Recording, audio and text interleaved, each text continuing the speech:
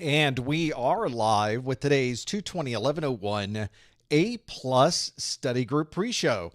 This is the 10 minutes before we actually get any real work done. This is where we wait until the top of the hour to get things going. But in the meantime, I'm checking the stream, which looks super good. I'm checking my cameras, which they're on, except for the part where you have to see me. Everything's fine. You've got a screen that you will probably be able to see if you were to visit that URL, professormesser.com/QA. We've got recordings going in the bottom right that you can barely see, little Cylons going around there. And I think everything is ready to go today. Hello, chat room. Hello, everyone. Good to see everyone. We will be getting started at the top of the hour. I'm just clicking away at things over here. I don't need to see myself in the YouTube screen, so we'll pause that. And we've got another 9 minutes to go before things get started. This is the part where I just do my final checks. We make sure everything's going. I have had people send me emails and say, I was going to watch, but it was really just the back of your head and you talking about cameras. So there is more to it than that. I promise you we will get to questions and answers in just a moment. Everything else here looks like it's in pretty good shape. Thanks for joining us, everyone. Thanks for being here. Hello, Malk. How are things in St. Vincent? I think we both sort of skirted around that last storm, didn't we? Whenever it's the season of the hurricanes, we are always checking in with everybody in sort of the Caribbean, kind of the Atlantic, the Leeward Islands out there. So there's all that area right there in Florida. Malk says things are okay down here. I'm so glad to hear that. That is good news. What is that mouse? What in the world is that mouse? It's enormous, isn't it? It's huge. Like, this is my hand. I have a big hand. I can get like an octave and a couple keys, and it fits my whole hand. It's called a hand shoe mouse, a hand shoe mouse. So that's what this is. I do have pretty much everything that's on this desk is listed on our studio list.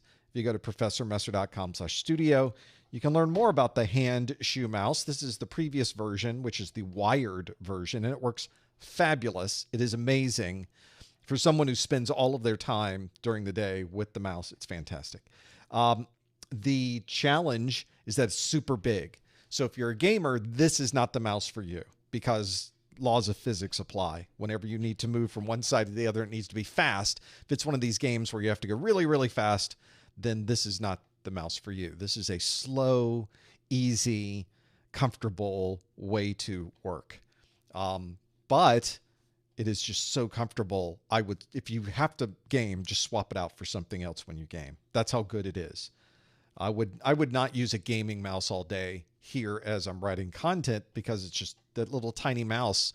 Your hand is just crunched up into this tiny little ball. But this one, it just sits there. Just relax. Just on there. They have left and right. They have a new version that is ambidextrous, which means that it is ambidextrous. You can use them both left and right hand. So it'll flip over, so which is kind of nice. And it's Bluetooth, so that it can be wireless, which is kind of nice. I'm not sure it can be wired at all, quite honestly. There goes the screen because I hit the upper corner. The name of the mouse is from Hippage, I think is the name of the company. Hippus, Hippus.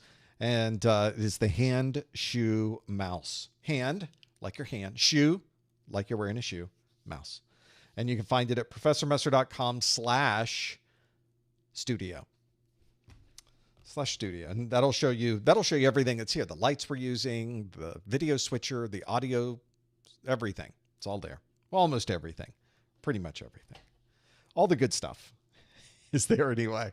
And it's a fantastic. If you're someone who's, you just, after a while, you spend a lot of time in your computer and your hand just hurts at the end of the day, this gets rid of all of that.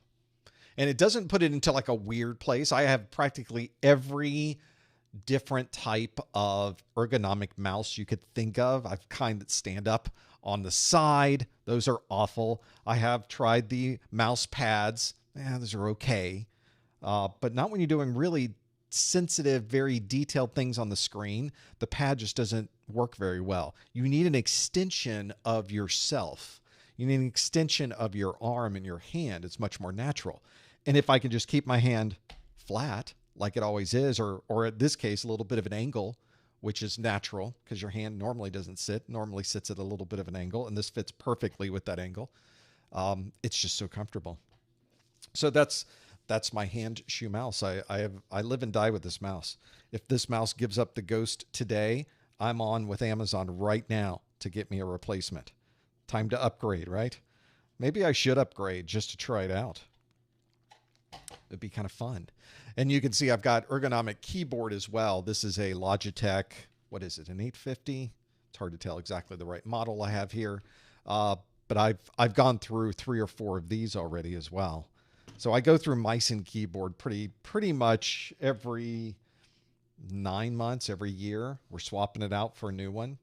Sometimes faster, sometimes slower. This one's been around for a while. Done pretty good with this one.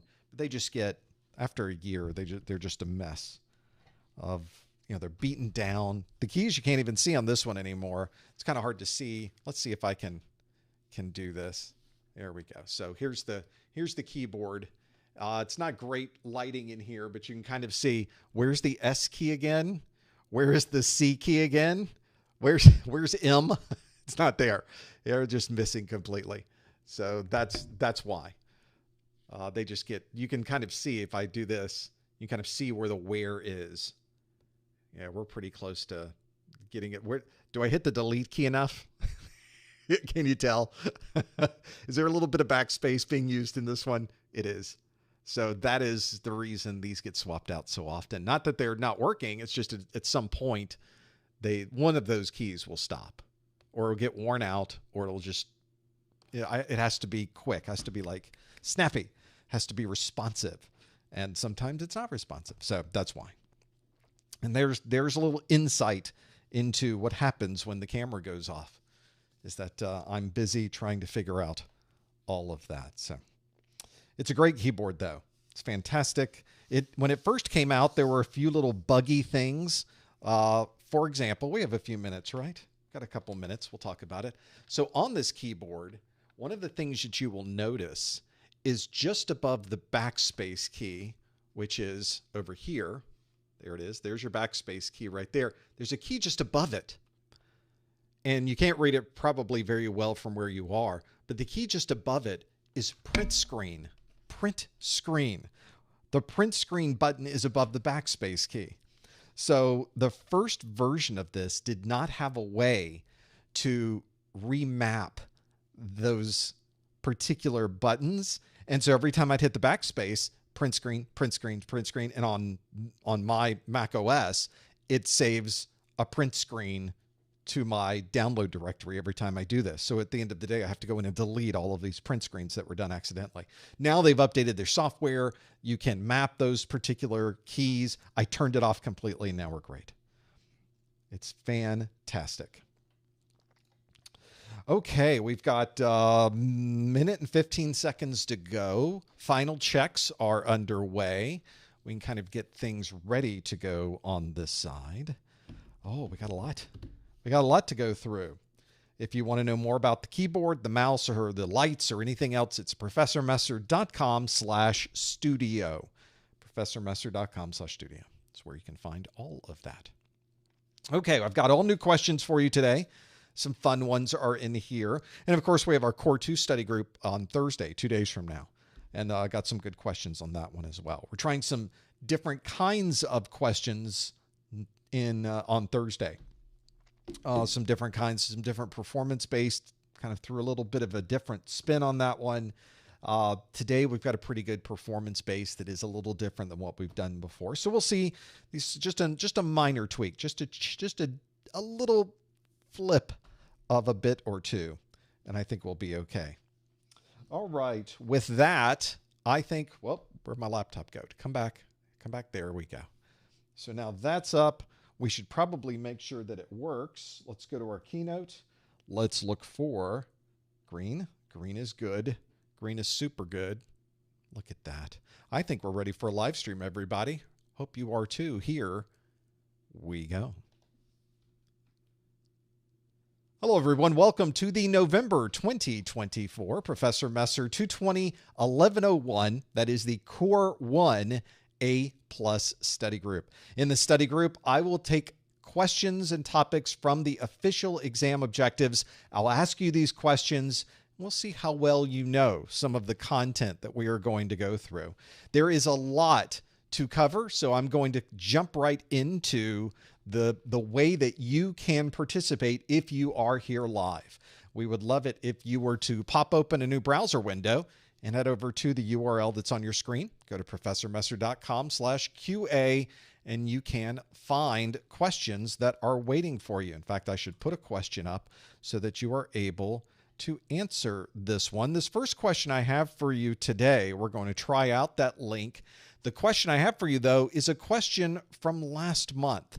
So this is what we call our rewind question. We'll see how well you know this particular topic. This question that we have is one that we did pretty well last month. Let's see if we can change how well we do with this one. This question asks, a user is authenticating to a VPN concentrator. Which of the following would be used to validate this user's credentials? Would it be TCP 3389, UDP 161, TCP 25, TCP 443, or TCP 389? Our standing rule, of course, in the chat room is please don't answer in the chat. Please answer by visiting the link that is on your screen, the one that you see right here at the bottom. Go to professormesser.com/QA. Please no answers in the chat room. Please no hints in the chat room. We will see how well we know some of this content. We will come back to this question, though, in just a bit. We'll see how well you do with that particular topic. Well, we've got a lot to go through today. Thanks so much for joining us. We always enjoy doing these live streams, and we really can't do it very well without you. So thanks for taking some time. If you want to know what we're doing when we are not here live, you can, of course, find us on our YouTube channel. If you'd like to subscribe, that is at professormesser.com/YouTube. This might be a good thing to subscribe to right now because there are a number of updated videos that will be coming soon. So it'd be great if you were involved and aware when those videos get posted. Also, of course, we have a new pop quiz question for A+ every weekday. You can find that on the service formerly known as Twitter at professormesser.com/Twitter, or you can go to Instagram or Facebook. Just type in professormesser.com/Instagram, professormesser.com/Facebook, professormesser.com/LinkedIn. You get the idea. Whatever your favorite social media site happens to be, that's how you can find us. And of course, you'll be able to find all of our daily pop quiz questions on there as well. Sometime during this first hour, I will give you instructions and a code that you can use to earn 1 hour of a webinar category CEU. Now, if you don't know what a webinar category CEU is, then it probably doesn't apply to you. But if you've already taken and passed your A+ exam or one of the other CompTIA exams and you need continuing education units, that's a CEU. So keep listening out in that first hour. I will give you instructions. You will be able to hear them. Sometimes I forget and we go into a little bit of the second hour. So listen in. Eventually you will hear me talk about it, and make sure you listen in for the instructions as well. Today we're going to go through topics that come from the current version of the A+ exam. This is the 220-1101.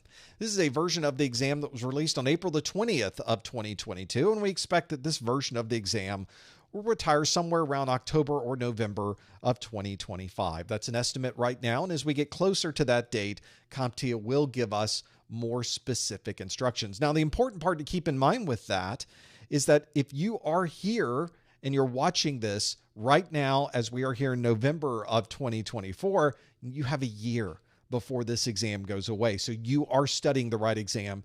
I would not recommend waiting until next year to finally take a new exam. You should study and take your exams as soon as you can so you can get that certification in your pocket.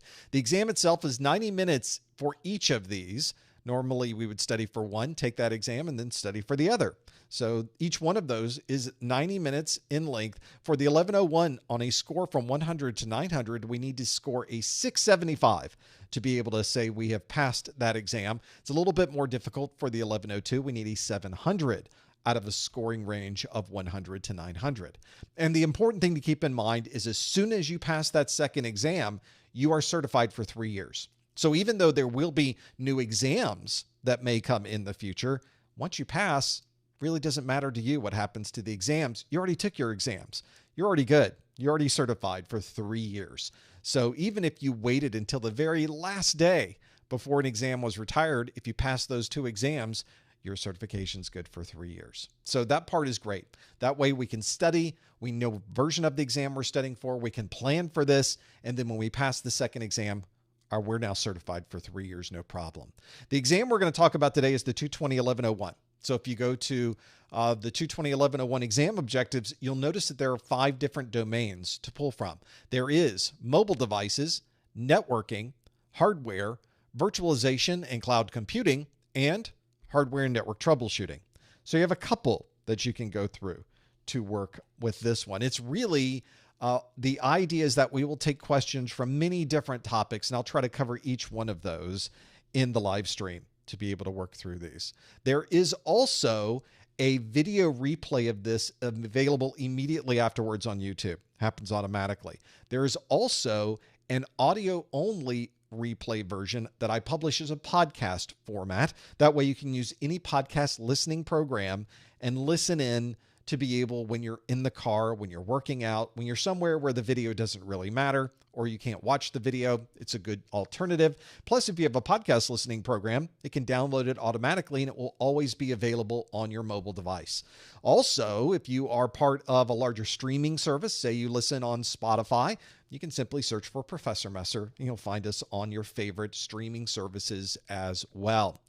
Eventually, when you get over to the YouTube side, you'll notice for the initial video that's posted on the replay, we have a very a set of information that is there to tell you about the video. But then about a day later, as if magic occurs, there will be timestamps available in the YouTube video description. Those timestamps are thanks to my marketing manager, Lori. She's watching the replay. Hello, Lori. How are things? She is going through each one of these and has for years created timestamps to show you exactly where the questions, answers, and other topics that people bring up in the after show. It's a great way to find information you're looking for. That's available on our YouTube channel as well. We have, of course, much more than these live streams. In fact, when we're not here doing a live stream, you can probably find me on Discord. Our Discord server is very popular. We have a ton of people there, thousands of folks hanging out and studying for their A+, their Network+, their Security+, or even other certifications, and even a number of folks that just like to stop in, even if they aren't studying for a certification. You can pop open a new study room at any time. People can join. You can control and manage the room yourself. There are a lot of great study tools available on our Discord. We'd love for you to join us. You can find that at professormesser.com/discord, or you can simply click the Discord link in the upper right of the Professor Messer website. Eventually, you are going to need to take this exam, and this exam is one that does cost a little bit of money. But if you are in the US or Canada, I have a way that I could save you a few bucks. We have discounted vouchers on the Professor Messer website. Since I am a CompTIA certified or platinum partner, I guess is the term they use, that is a great benefit for you because that allows me to offer you discounted vouchers. You could go to the CompTIA website and pay full price, but why would you when these same vouchers are available at professormesser.com/vouchers if you happen to be in the US or Canada. Also let you know that if you buy from my website, I'll give you something you can't get anywhere else, and that is a copy of my Exam Hacks ebook. This is a list of tips and tricks that I've created through the years specific to CompTIA exams that can give you a few tips on how you can study prior to the exam, and I give you tips on how you might get a few extra points during the exam itself. Find out about these vouchers on our website. Go to professormesser.com/vouchers. Let's talk about that question we asked earlier. A user is authenticating to a VPN concentrator. Which of the following would be used to validate this user's credentials? Is it TCP 3389, UDP 161, TCP 25, TCP 443, or TCP 3 389. Let's now stop the poll and see how you did with this particular question. We can see that 38% of you say it's TCP 389. We have 26% that say TCP 443. 14% said TCP 3389. And then a tie for fourth place at 10% each, UDP 161 and TCP 25. Now, for those of you that have been following us for a while, in fact, if you were here last month and we did this question, you'll know these numbers are very similar to the answers we got last month. And it's important if we step through the question and understand what was really being asked. A user is authenticating to a VPN concentrator. That means there's all sorts of software and protocols and other things happening there. But I narrow down the question and specifically ask which of the following would be used to validate this user's credentials. There's a validation process, an authentication process that happens behind the scenes between a device such as a VPN concentrator and a directory that is on the inside of your network. This is usually a directory like Active Directory that can have a list of all of your users, their passwords, their location, their names, and any other important information that you would like to store in that particular directory. This allows us to centrally administer and centrally authenticate to this database. That means if we were to go to that database and change a password, it changes for all of your logins because that's the central authentication source. Also, same thing applies if we turn off your account at that database, at that directory, then your account can no longer authenticate.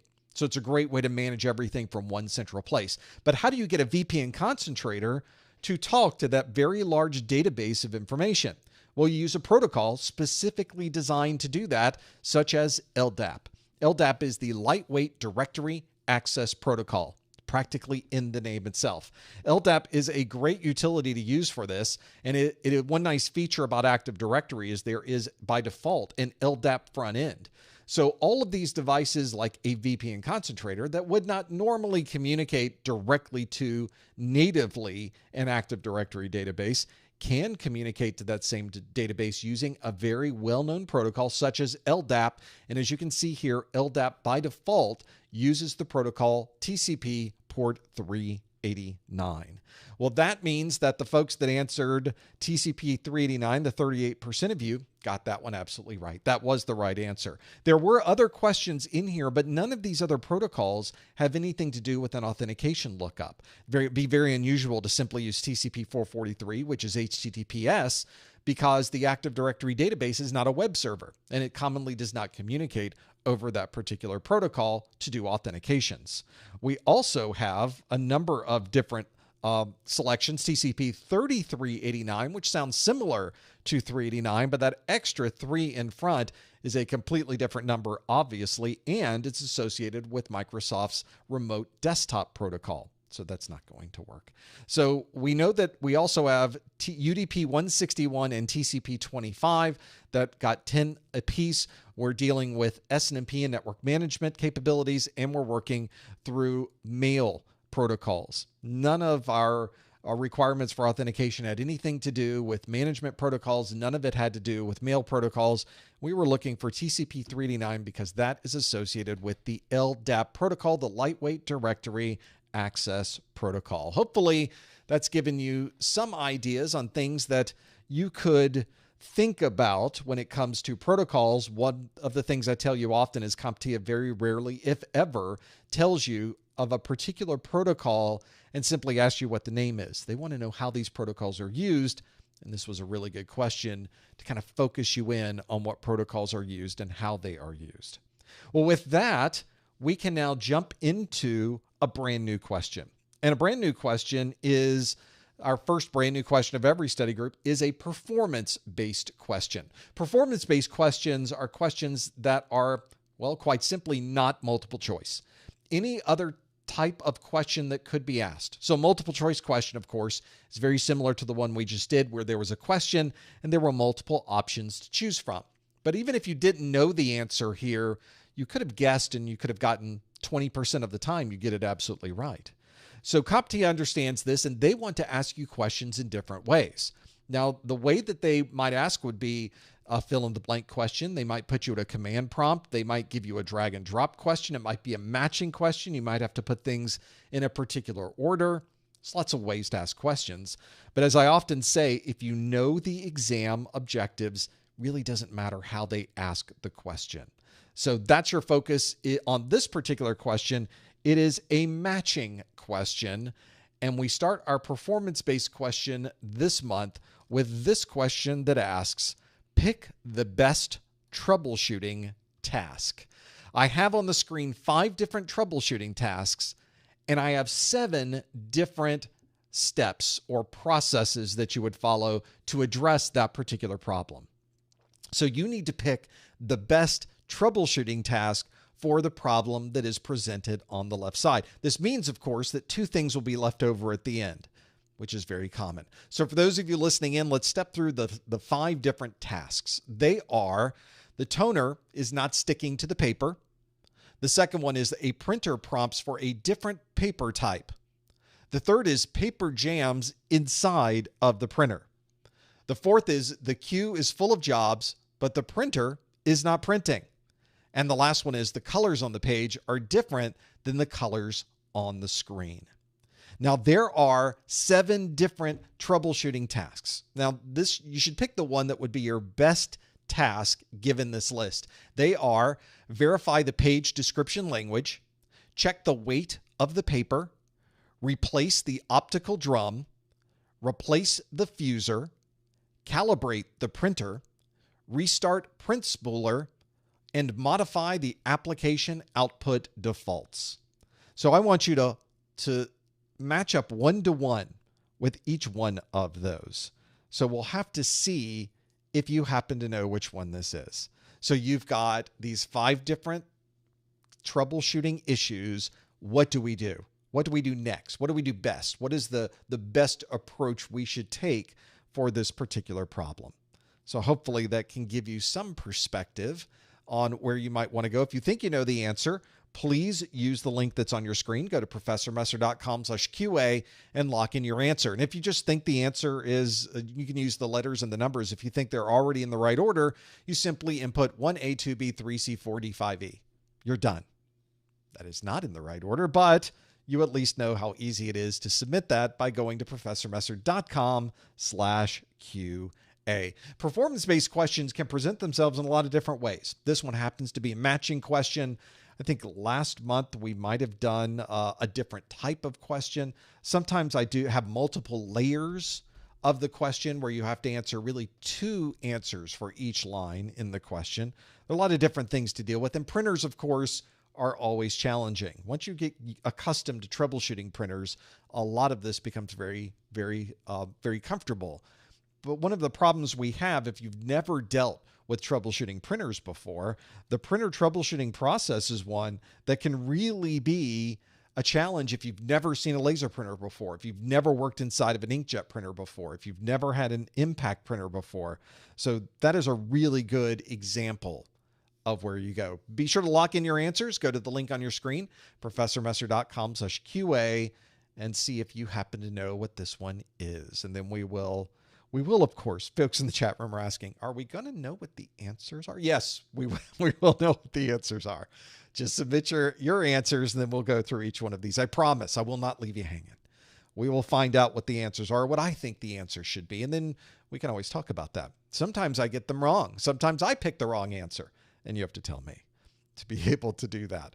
So we'll see how that goes. We have a number of you that have inputted, you've input, you've submitted, you have added your responses online. So we will see what you think the answers are. Let's go through each of these 5 troubleshooting tasks and see which one we want to choose. The first one is the toner is not sticking to the paper. You may have even seen this before when the output comes out of, in this case, you should automatically think laser printer because we're talking about toner.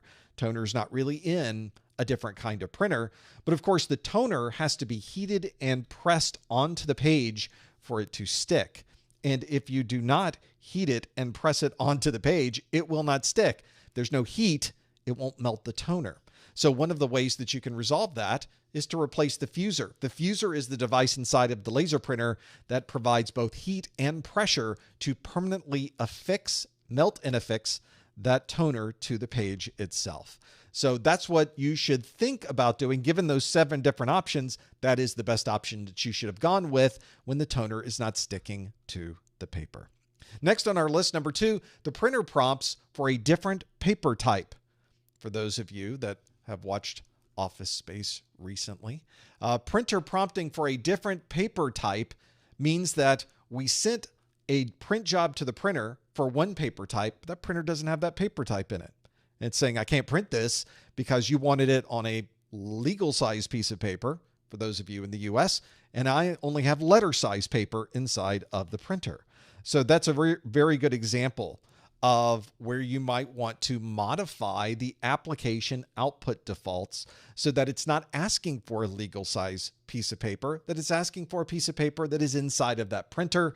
Of the 7 different options, that really was your best choice in this case. There's other ways, of course, that you could handle this. You could pull out the paper tray that's in that printer and put in the correct paper tray.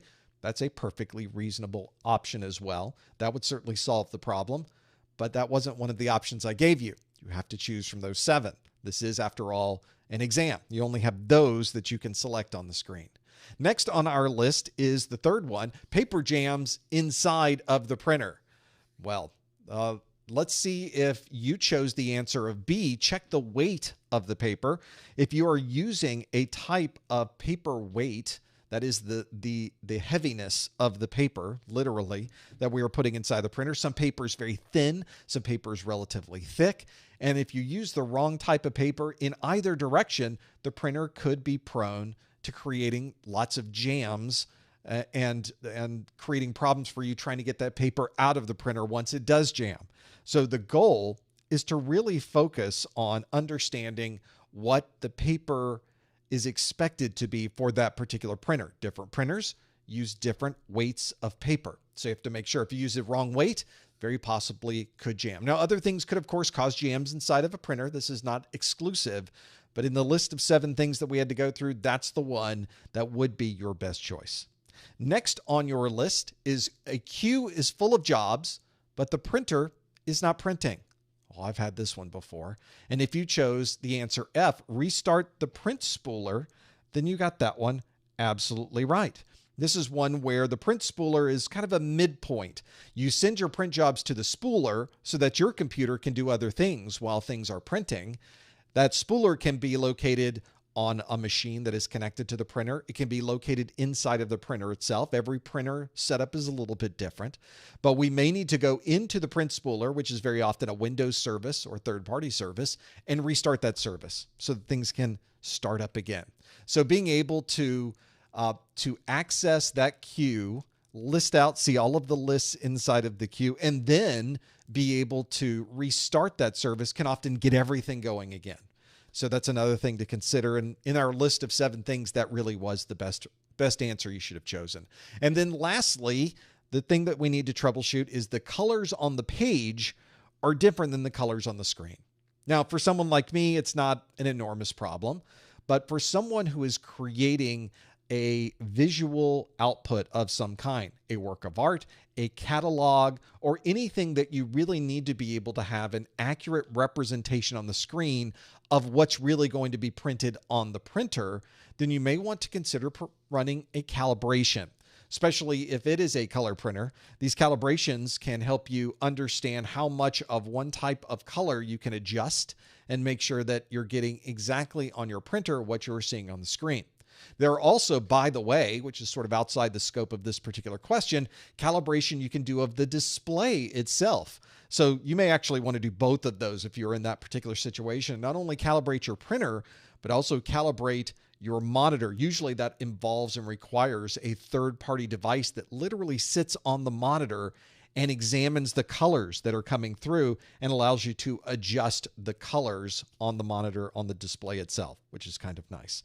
That is something that really does help quite a bit when you are trying to match screen to printer so that both of those look exactly the way they should and what you would expect when you finally send this off to the big printer or wherever you're sending that output, so they can really have a recreation of exactly what you expected to see on that final output.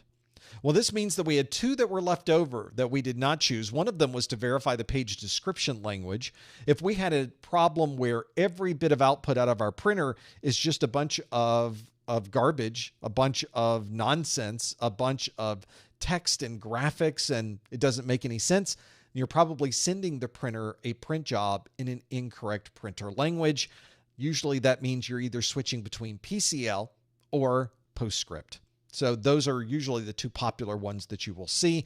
Many printers can automatically switch between those, but not always. So something to think about. And the last one is replace the optical drum. If you notice that you are outputting information and there are lines on the page, or it looks like there's a big scratch down the page, a big line all the way from one side to the other, it's very possible, especially on a laser printer, that the optical drum itself has been scratched in some way, and you may need to replace either the optical drum, or in the case of mini laser printers, you replace the entire toner cartridge, which inside of that toner cartridge also includes the optical drum. Some printers it's separate, some printers it's all combined. You'll have to look at the documentation for your printer to know which one that you would want to use.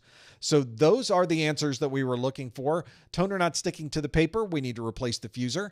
A printer prompts for a different paper type, then we should probably modify the application output defaults. The paper jams inside of the printer. Before you get the hammer, you may want to check the weight of the paper. Let's go back one. We'll come back to that question in a moment. The queue is full of print jobs, but the printer's not printing. Let's restart that print spooler and make that happen. And then colors on the page are different than colors on the screen. We need to calibrate the printer. Hopefully you got some familiarity with some of those questions. Printer troubleshooting is a very significant portion of the exam objectives for the Core 1. Make sure you are familiar not only with the way that printers operate, but the troubleshooting aspect of printers as well. If you want to learn more, I've got a whole video on this, section 5.6, which is the name of the video, aptly called Troubleshooting Printers. Well, now let's shift gears back to the multiple choice questions. You've already seen a sneak preview of this one. This multiple choice question asks this: a server has crashed due to a memory error. You can already tell I wrote this. A server has crashed due to a memory error a server has crashed due to a memory error it identified, but was not able to correct. Which of the following would best describe the memory in this system? Awkward text aside, the possible answers are parity, DDR5, solid state, multi-channel, or ECC. I'm going to be very, very stern with the person who wrote this question for me. It was me. I'm the one who wrote it. A server has crashed due to a memory error it identified, but was not able to correct. Which of the following would best describe the memory in the system? Is it parity, DDR5, solid state, multi-channel, or ECC? If you think you know the answer, follow the link on your screen. Go to professormesser.com/QA and lock in your answer. And just avoid any grammatical issues. You can tell that I was busy trying to write it in a different way to make it a little clearer. This needs to be, and then I didn't do a very good job of looking at my writing, did I? I think you can figure it out, though. I think we can stumble through that particular one. This is of course an important part of the Core 1 is the hardware of a system. A lot of people think of the Core 1 just as a hardware exam. That's not necessarily true either. There's networking in there. There's troubleshooting. There's cloud-based technologies. There's a lot of good ones in there. And thank you, chat room, for reminding me of the grammar rules when it comes to English. I do appreciate that as well. It's always good just to make sure maybe he doesn't know. Maybe he's not clear on the specifics. It's not beyond the realm of possibility, I do have to admit. Let's see how you did with this one. The question asks, a server has crashed due to a memory error it identified but was not able to correct. Which of the following would best describe the memory in this system? Would it be parity, DDR5, solid state, multi-channel, or ECC? Let's see how you did with this particular question. We'll close the poll, and you can see that we're all over the place. We have parity, at 31%. We have a tie for second place between DDR5 and ECC at 25% apiece. And then lastly, we have for single digits multi-channel at 9% and solid state at 8%. So if we were to look at memory and how it operates, one of the challenges we have is that there's a lot of different kinds of memory, and there's a lot of categorizations of different memory types. In this particular question, we've identified a memory error, but we weren't able to correct that memory error. That means it was a very specific function or a very specific characteristic of memory that we were looking for. And one of the great things about memory is certain types of memory can look for these types of errors. And if an error occurs, it may be able to react or at least identify that the error exists. This is especially important for systems that do a lot of processing. So this isn't normally something that you would commonly see on your laptop or even on your desktop computer. This is really for servers, cloud-based servers, database servers, web servers, anything that is doing a lot of processing, because this type of memory is slightly more expensive than the memory that you would normally have in a desktop computer. If you're looking for memory that is able to identify that an error occurred, but not necessarily able to correct that particular error, then you are talking about the idea of examining parity. And if you were to watch the video in section 3.3 on memory technologies, I take you through an example of parity. So if you've ever tried to figure out how does it identify where an error is, or even more importantly, how does it fix the error associated with that, it's part of the parity calculation. And I show you a very basic overview of the parity calculation in that video. This is what we were looking for, the parity memory, because even though it's able to identify an error occurred, it's not able to correct that particular error. There is a type of memory that not only can identify the error, but in many cases can correct the error. We refer to this as error correction code, ECC. So anytime you see ECC, it means that you now have the ability to both detect and correct that error on the fly as it's going through. Now, fortunately, memory doesn't very often have a lot of errors inside of it. So that's another important consideration when you're dealing with memory types, and the technologies that we work with are these memory types that correct themselves. So be familiar with non-parity memory, which is, of course, would not identify or correct anything that's bad. We want to be able to have parity memory to understand when this memory error has occurred, and then ECC, because you can't understand ECC unless you understand parity. You can't understand parity unless you understand the most fundamental basic non-parity memory. So those are the types of memory you need to know. If you want more on this, you go to section 3.3. Memory technologies is the name of the video for that particular one. And in this case, the parity memory, the 31% of you that said parity got that one absolutely correct. That is exactly the one you want to choose.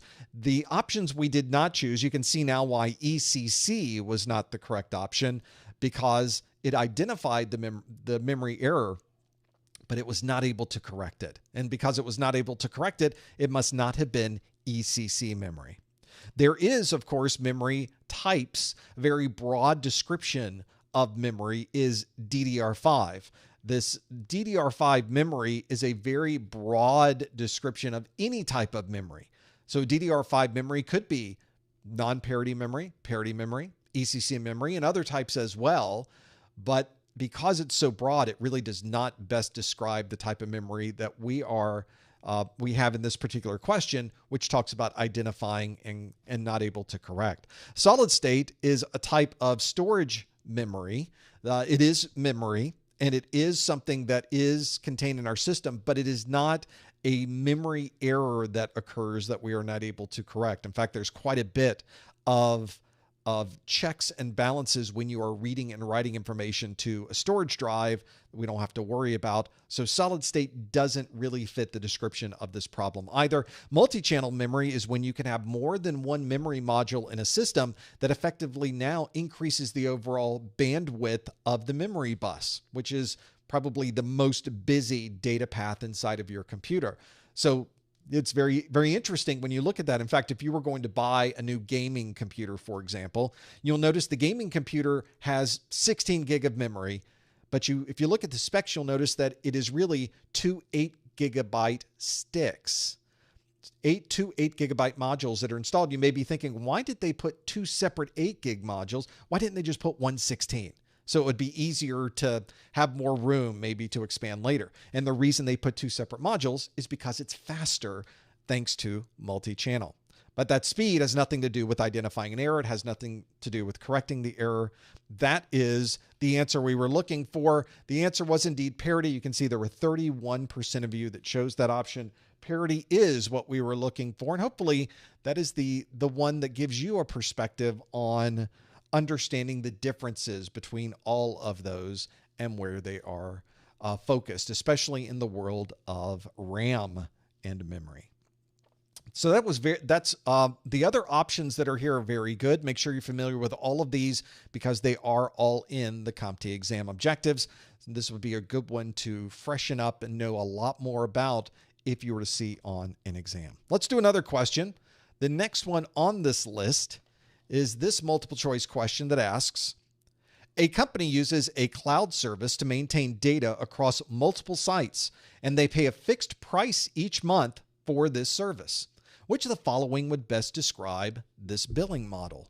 Would this be file synchronization, high availability, non-metered, hybrid, rapid elasticity? One of those. A company uses a cloud service to maintain data across multiple sites, and they pay a fixed price each month for this service. Which of the following would best describe this billing model? Is it file synchronization, high availability, non-metered, hybrid, or rapid elasticity? If you think you know the answer, follow the link on your screen.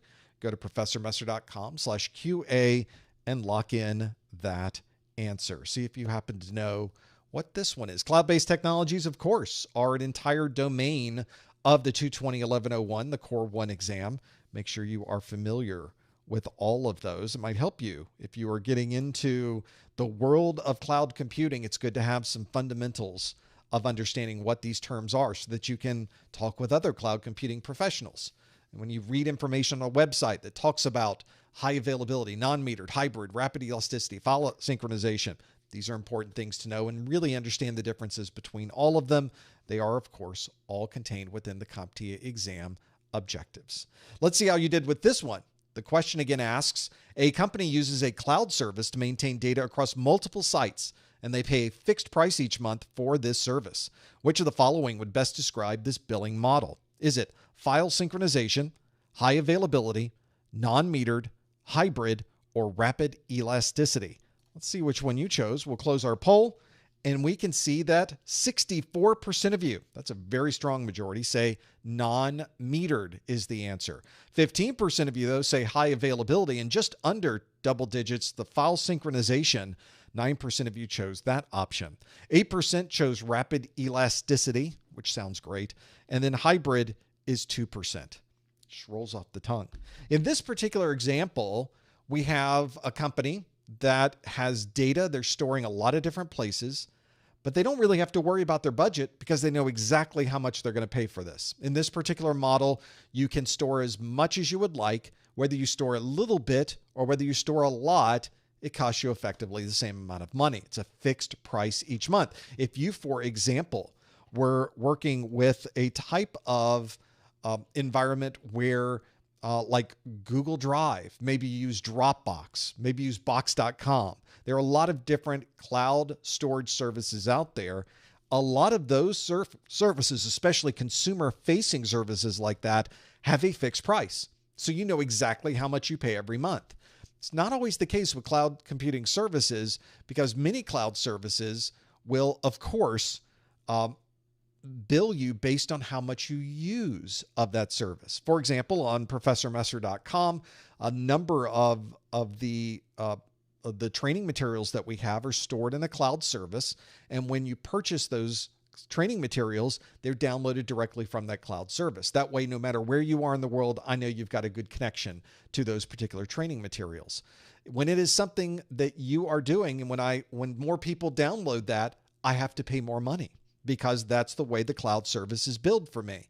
And that means that if very few people purchase, I pay very little. But as more people purchase, I have to pay more. And that's a very common scenario for cloud services. Before those consumer-facing services where people are more accustomed to having a fixed price every month, non-metered makes a lot of sense. You pay for that service or a block of storage. There's no cost to put any files in there. There's no cost to download any of the files. There's no cost to keep a lot of data there. There's no additional cost to keep very little data there. It's the same price every month. Therefore, it is non-metered. And that indeed was the answer that most of you chose. 64% of you did choose non-metered for that one. 15% said high availability. That would describe an environment where the system was always available or had methods in place to maintain uptime and availability if there was some type of outage somewhere else. That does not describe the type of billing model that we are using in this case, so that would not be the right answer. File synchronization describes what we are doing to maintain data across those sites. We may be synchronizing that data so that all the sites have the same data, but that wasn't the question. The question was about the fixed price each month and what would best describe a billing model. File synchronization is not a billing model. It describes how we are able to distribute this data across multiple locations. We have 8% of you that chose rapid elasticity, one of my favorite cloud terms. Rapid elasticity describes the idea of increasing the capacity of a cloud service and then decreasing that capacity as the need requires. Especially when you think about the holidays coming up, there'll be a lot more people purchasing retail products. A lot of the retail websites will be set up to automatically expand their scope. So if a lot of people suddenly show up and want to purchase, they can increase the amount of capacity they have behind the scenes using rapid elasticity. And you as an end user has no idea that's even going on. And then lastly, hybrid. Hybrid describes a deployment of cloud services that would be both public services, like we have with public services like Google Mail, for example, is a public service, but also private services, cloud services that we might use only within our organization. And I think most companies probably have a hybrid model where they have some services that are outward facing to the public and some services that are inward facing, only private to other employees of the company.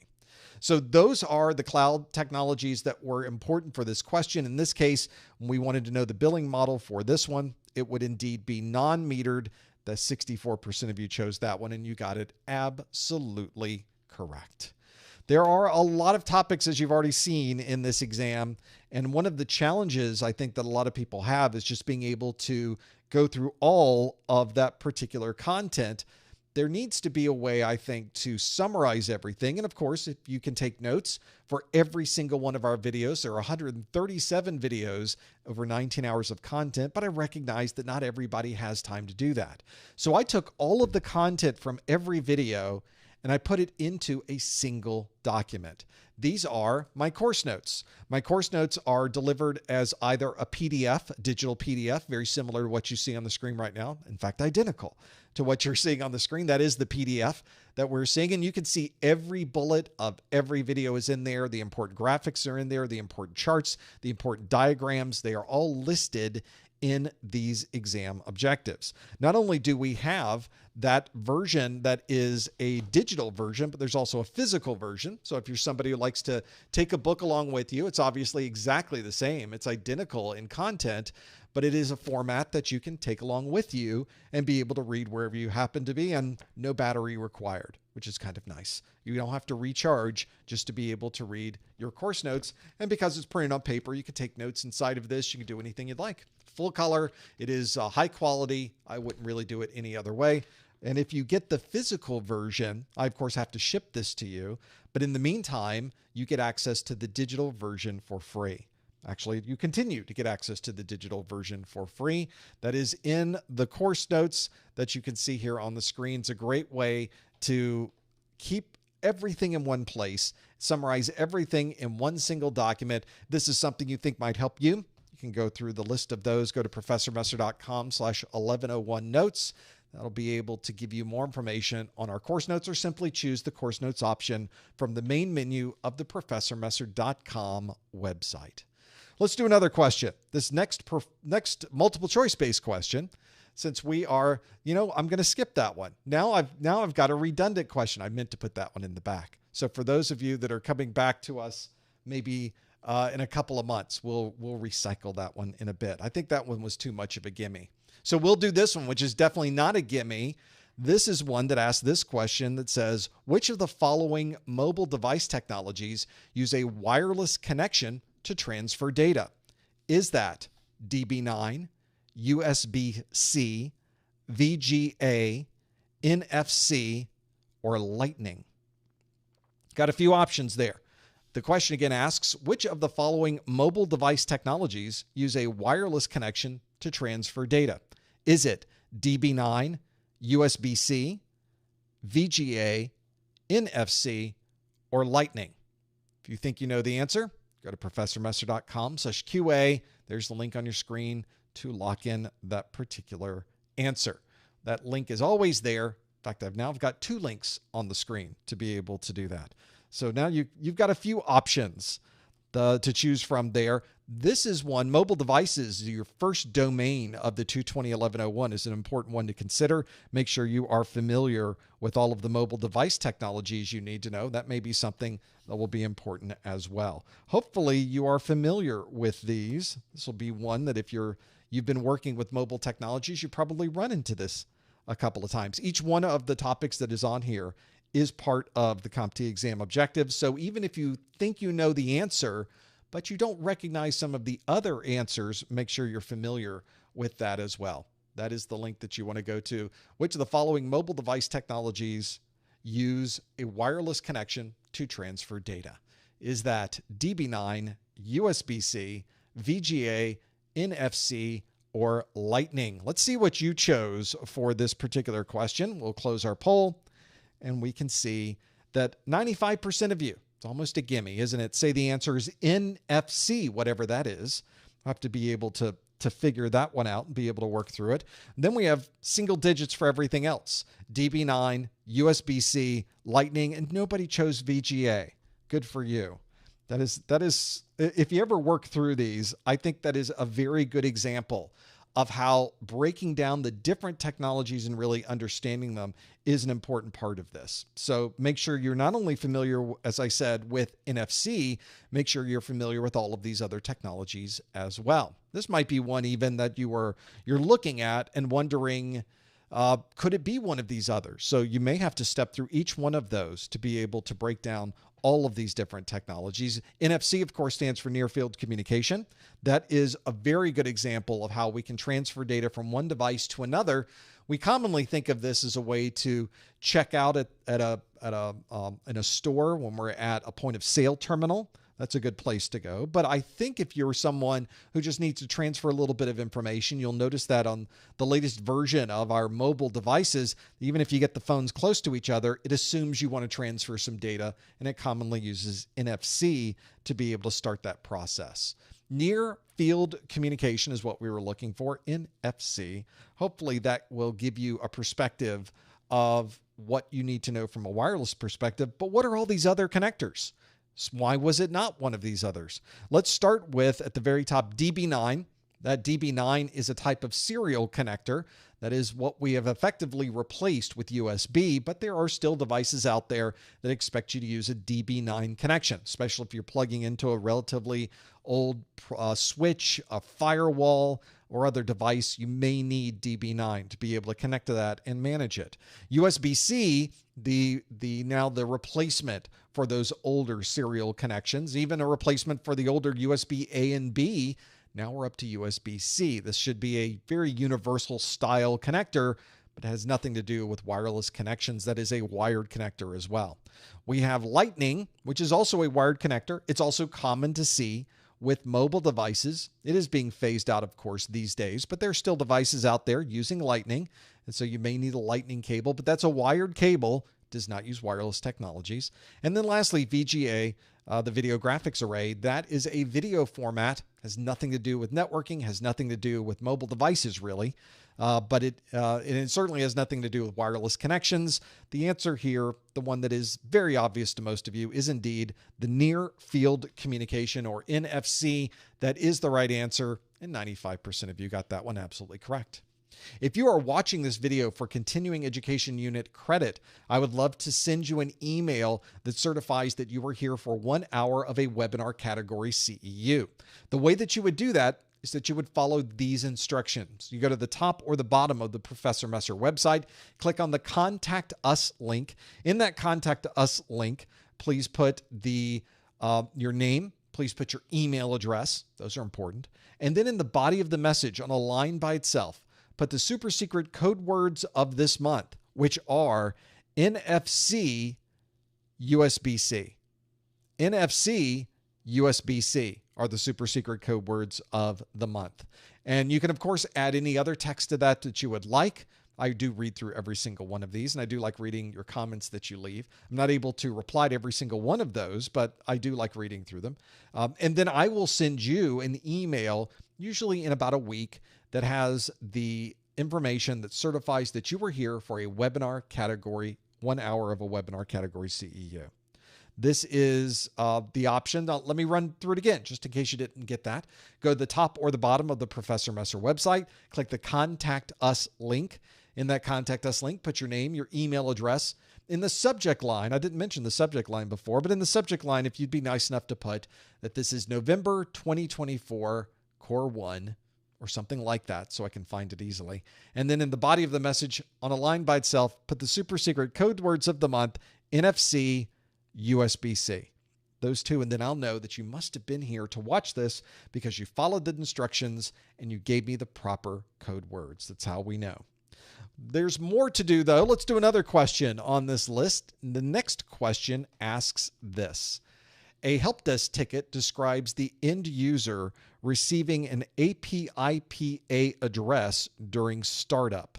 Which of the following could be assigned to the user's device?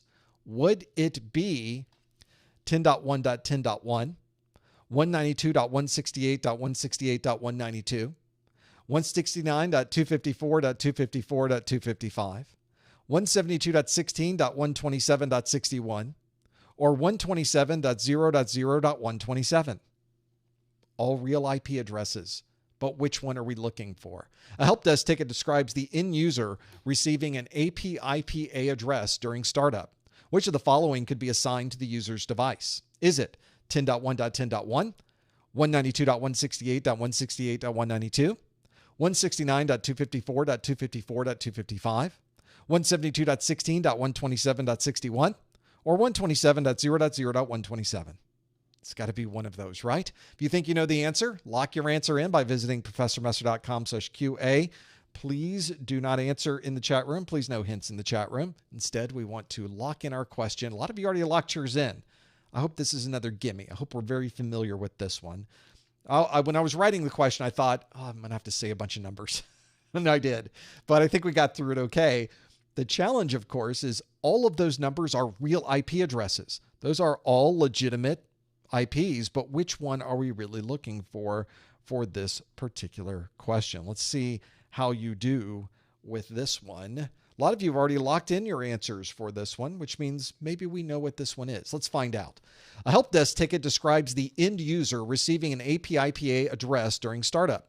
Which of the following could be assigned to the user's device? Would it possibly be 10.1.10.1, 192.168.168.192, 169.254.254.255, 172.16.127.61, or 127.0.0.127? Oh, a little tired after that question. Let's see how you did. We'll close the poll. And 62% of you, a very strong number, say the answer is 169.254.254.255. But 13% of you say the answer is 192.168.168.192. And 10% of you say the answer is 10.1.10.1. We have single digits for the remaining 172.16.127.61 and 127.0.0.127.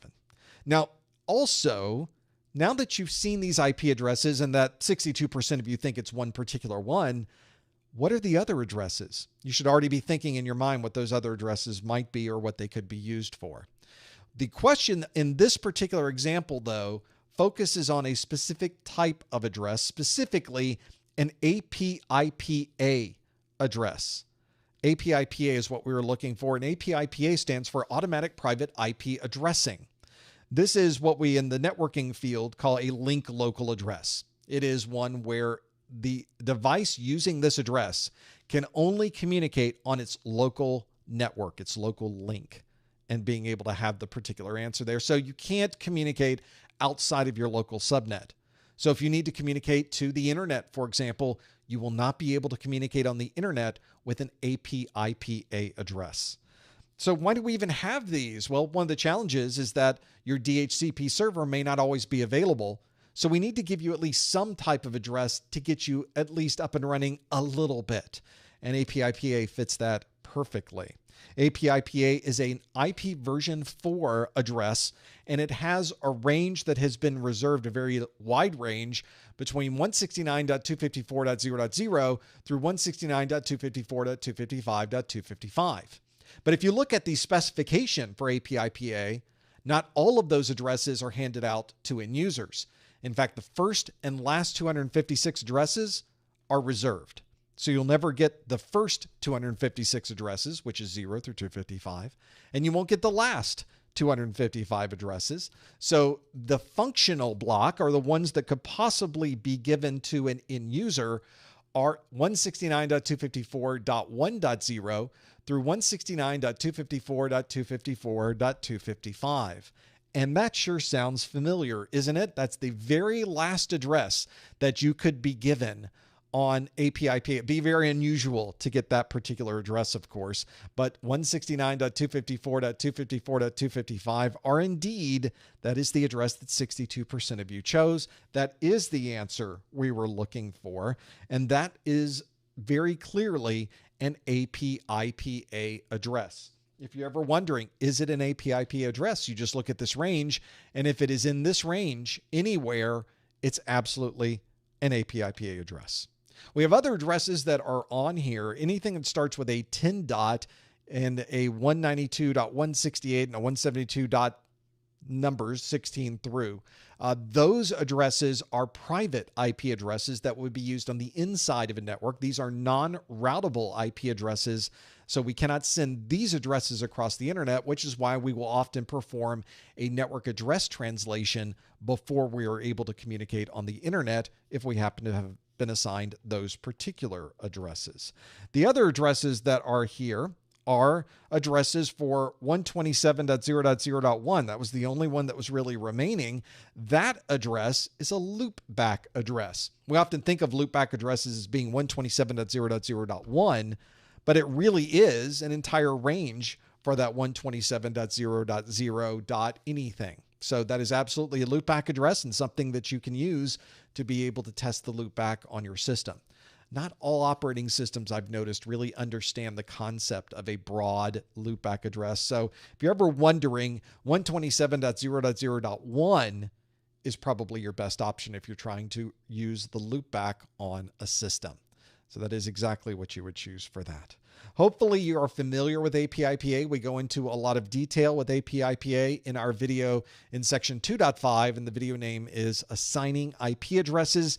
If you need a little bit more detail about how that works, there is a little bit more detail in there for you. So it can give you more concepts on addressing, automatic addressing, how those particular addresses appear, and when you would be expected to see those on your network.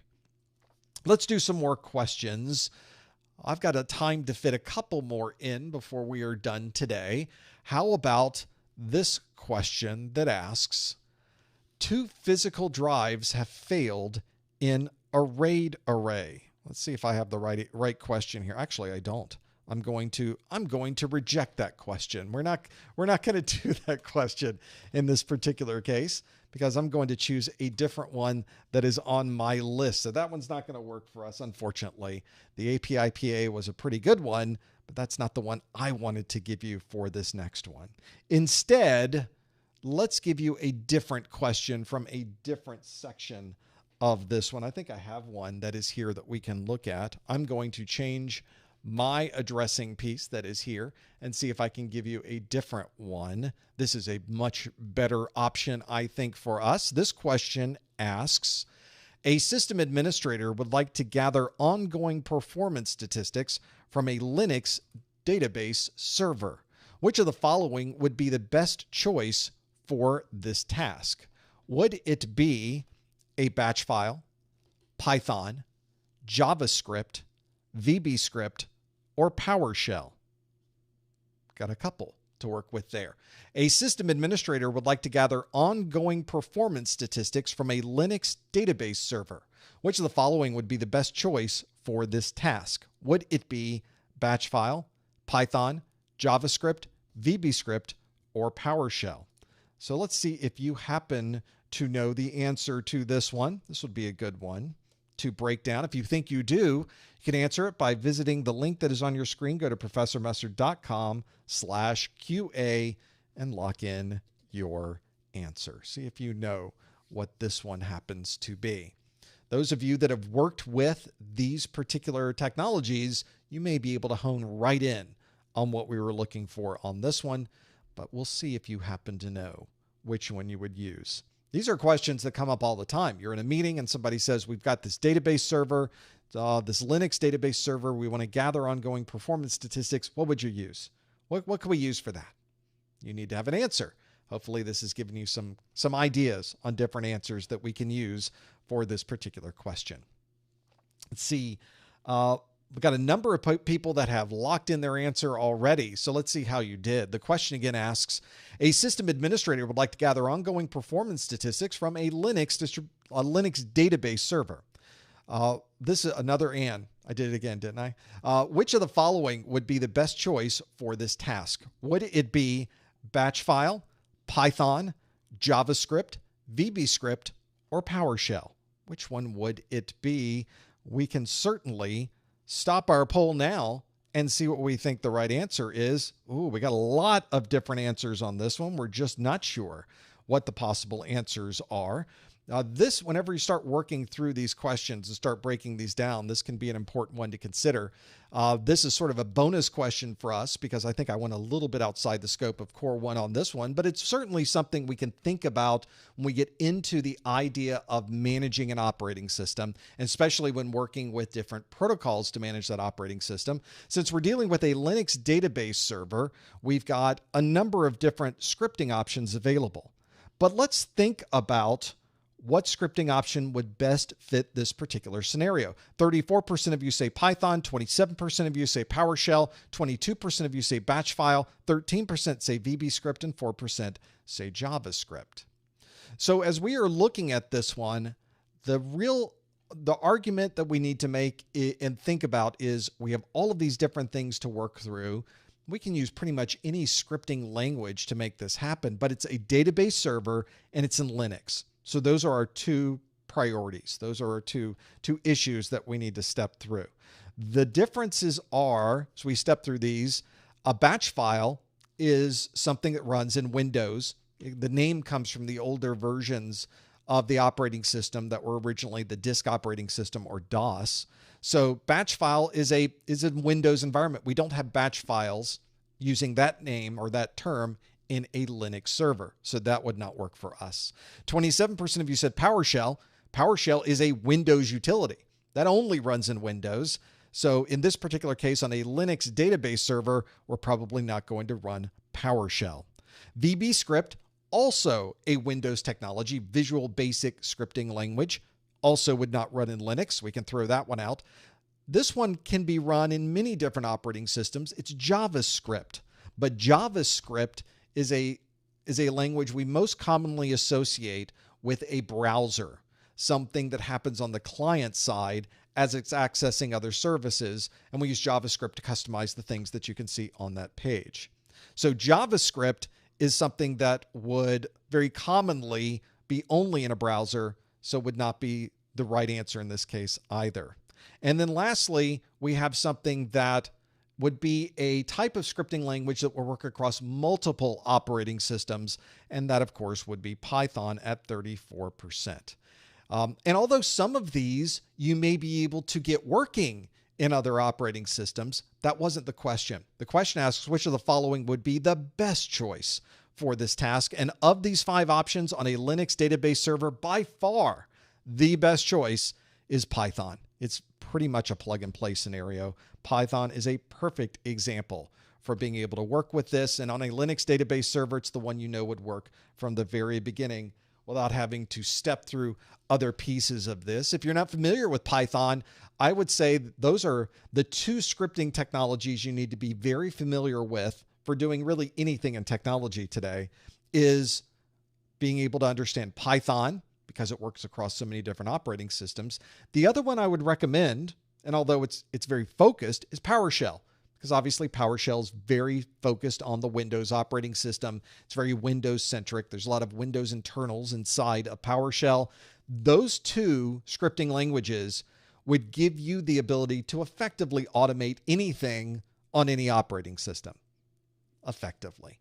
I'm speaking in very broad terms, but that really opens a whole world of automation to you. And that's why I highly recommend, if you're trying to add other things to your resume, become very familiar with Python, become very familiar with PowerShell. And I think most employers would really want to see that on your resume. So that's what I would recommend as well. Make sure you are familiar with those different terms, those different scripting languages. Those can be very useful as well. Let's flip back to more of a core one question, though. One of the things that I often tell people when they're studying for their exam is that it's very useful if you're able to get your hands on questions that have been really written to have the same feel and the same style as the actual exam questions. The problem is really difficult to find those. If you look around the internet, you know that the quality of questions varies widely on the internet. And in many cases, it's hard to find someone who's taken the time to really craft the questions in a way that would emulate the same voice and the same tone as the actual exam. So what I did was write an entire set of practice questions, 3 separate exams, called my Core 1 Practice Exams book. In fact, it's a big book, 389 pages.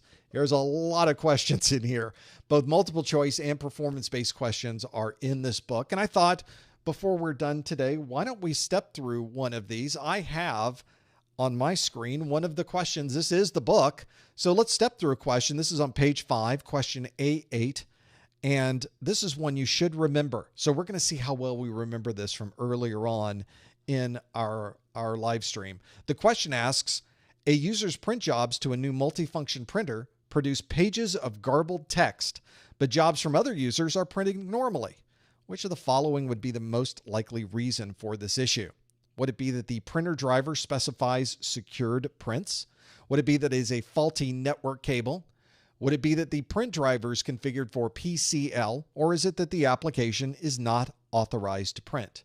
Now, this is something that is a very common style on the exam, but because we're working in a PDF, I have annotation capabilities. So if I'm looking at a particular word, or I want to highlight something, or maybe you have a stylus, you can write on the screen itself.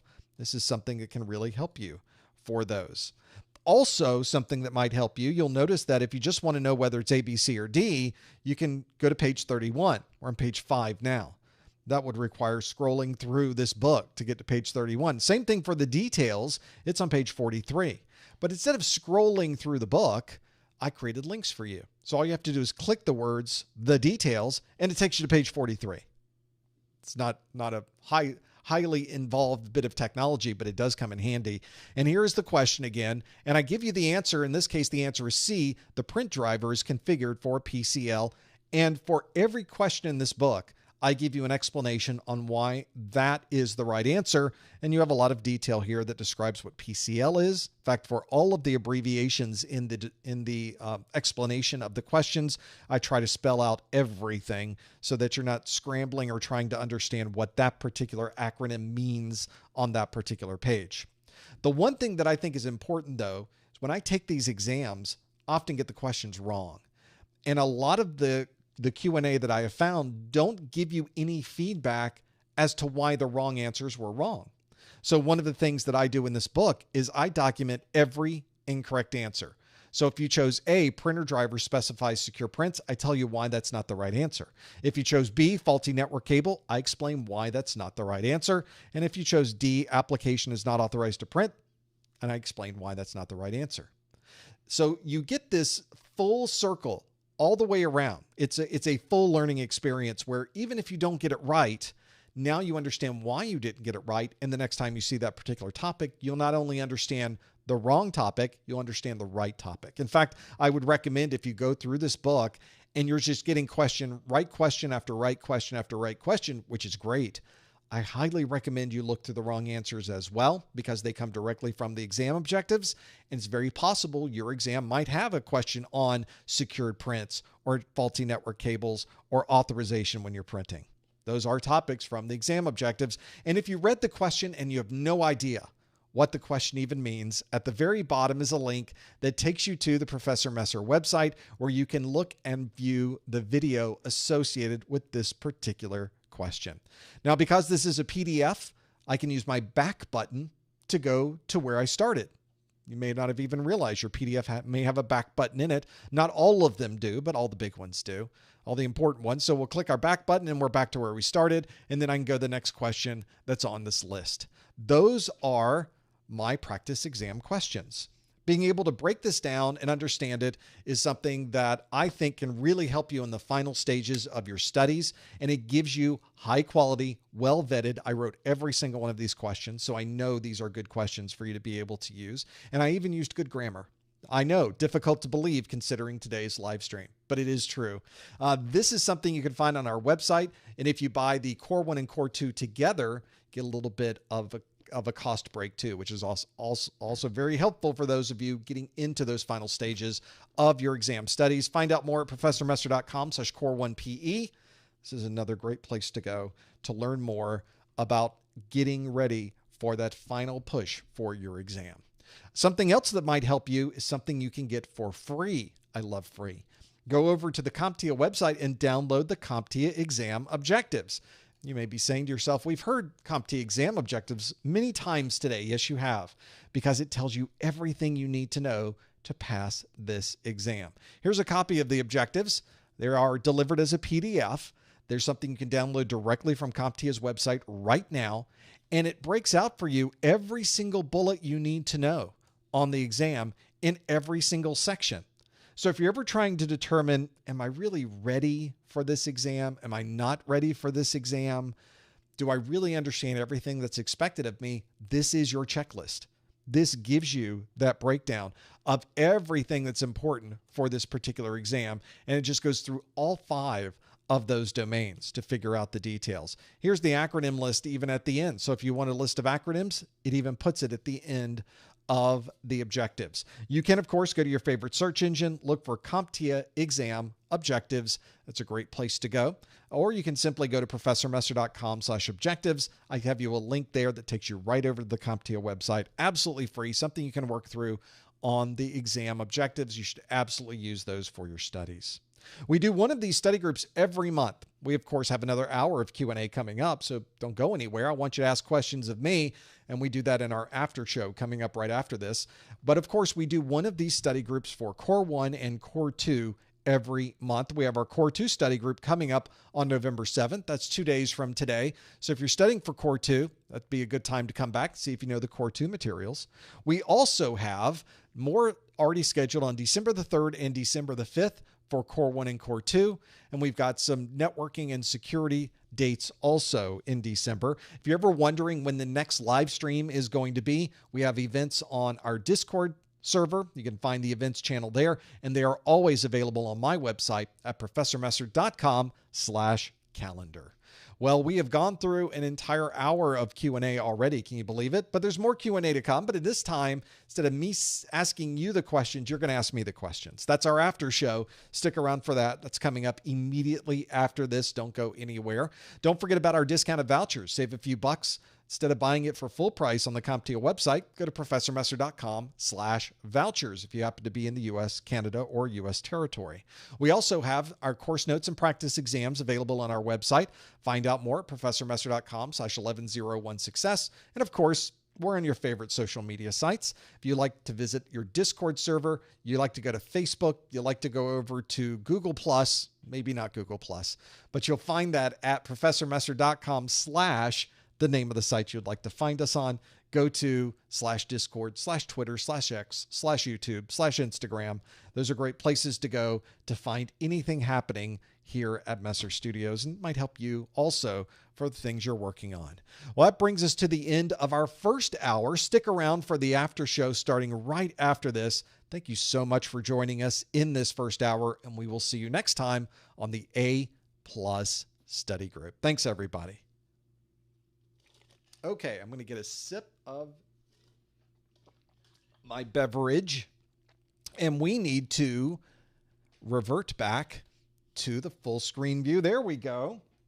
And now we can get you to participate in our after show. Going to bring up the after show details here so that you can, of course, submit questions for this after show time frame. If you would like to submit those questions to me, you can do this at any time. You can simply go to the link on your screen, professormesser.com/QA. There's a link at the top. You can tab over to the questions and you could submit any questions to that list. We are moderating these questions behind the scenes, so you won't see them pop up on your screen or anything happen on the live stream until we select it on our side. So feel free to submit those. It's a great thing that we have here in Vevox to be able to do that. So I'm going to shift gears over to the questions to be able to break those out and understand a little bit more. If you have a question about CompTIA, you have a question about the exams, you have a question about certifications, you have a question about IT, or really about anything, you're welcome to submit those questions by going to the link on your screen, professormesser.com/QA. So let's take the first question that we have here. This is from my good friend, Anonymous. Anonymous asks, I'm planning on taking my first practice soon. I guess this would be a practice exam. Should I take it under timed conditions? Also, what would be the best way to utilize the practice exams? I think specifically mentioning these practice exams. How can I specifically utilize these? One of the things I have in my practice exams, by the way, I'm going to answer your second question first, because I'm going to go to the practice exams book. And this is a question I also considered when I wrote this book is, what's the best way to use these questions that are in here? Some people like to go through a timed 90-minute, start the clock, go through the questions, write down or type in the answer to the questions you have on your screen. And at the end, they will look at their answers and sync all of those up together to see how they did. It's on a 90-minute timer, so you have the same feel or the same timing as you might have on an actual exam. I think there's value to that.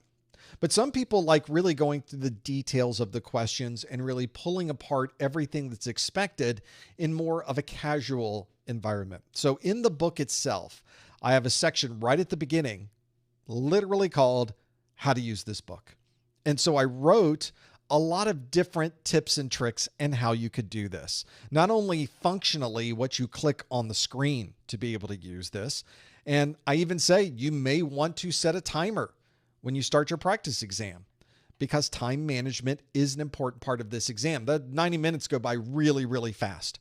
And so I give you explanations and ideas of things you can use, whether you type it in, whether you write down questions, whether you use the quick answers, whether you use the detailed answers.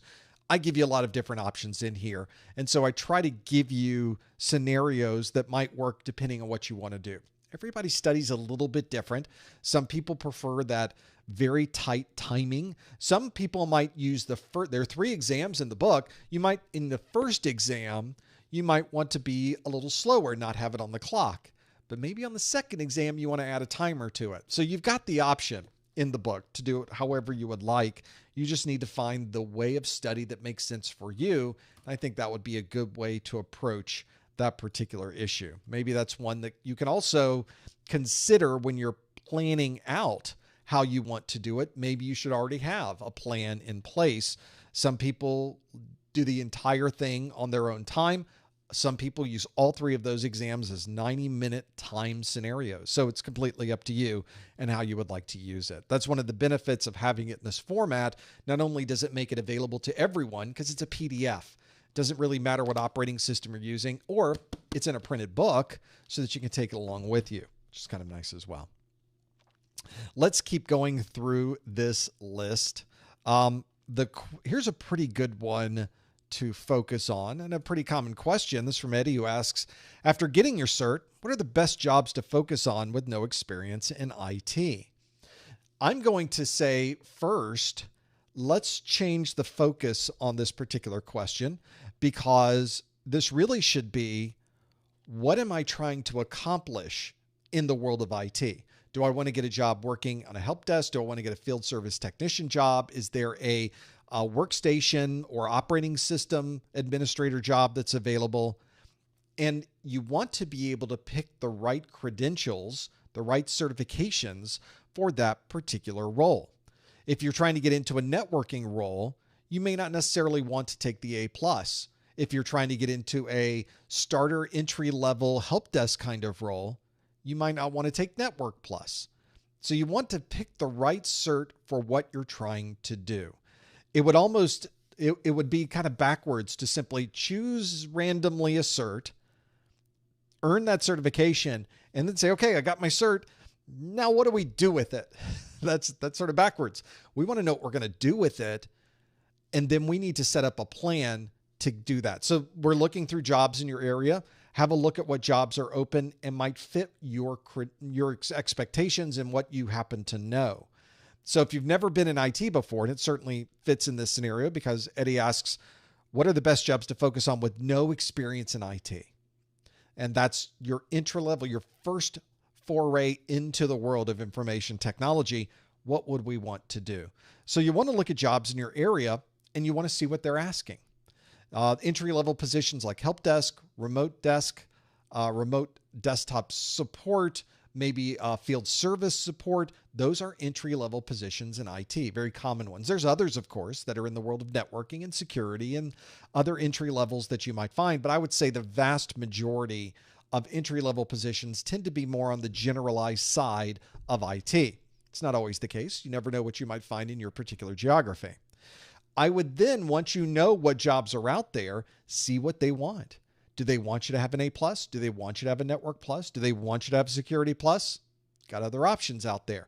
So find out what credentials they're looking for. You may be surprised in your area what people might want, and it might change depending on where you are in the country or even in the world.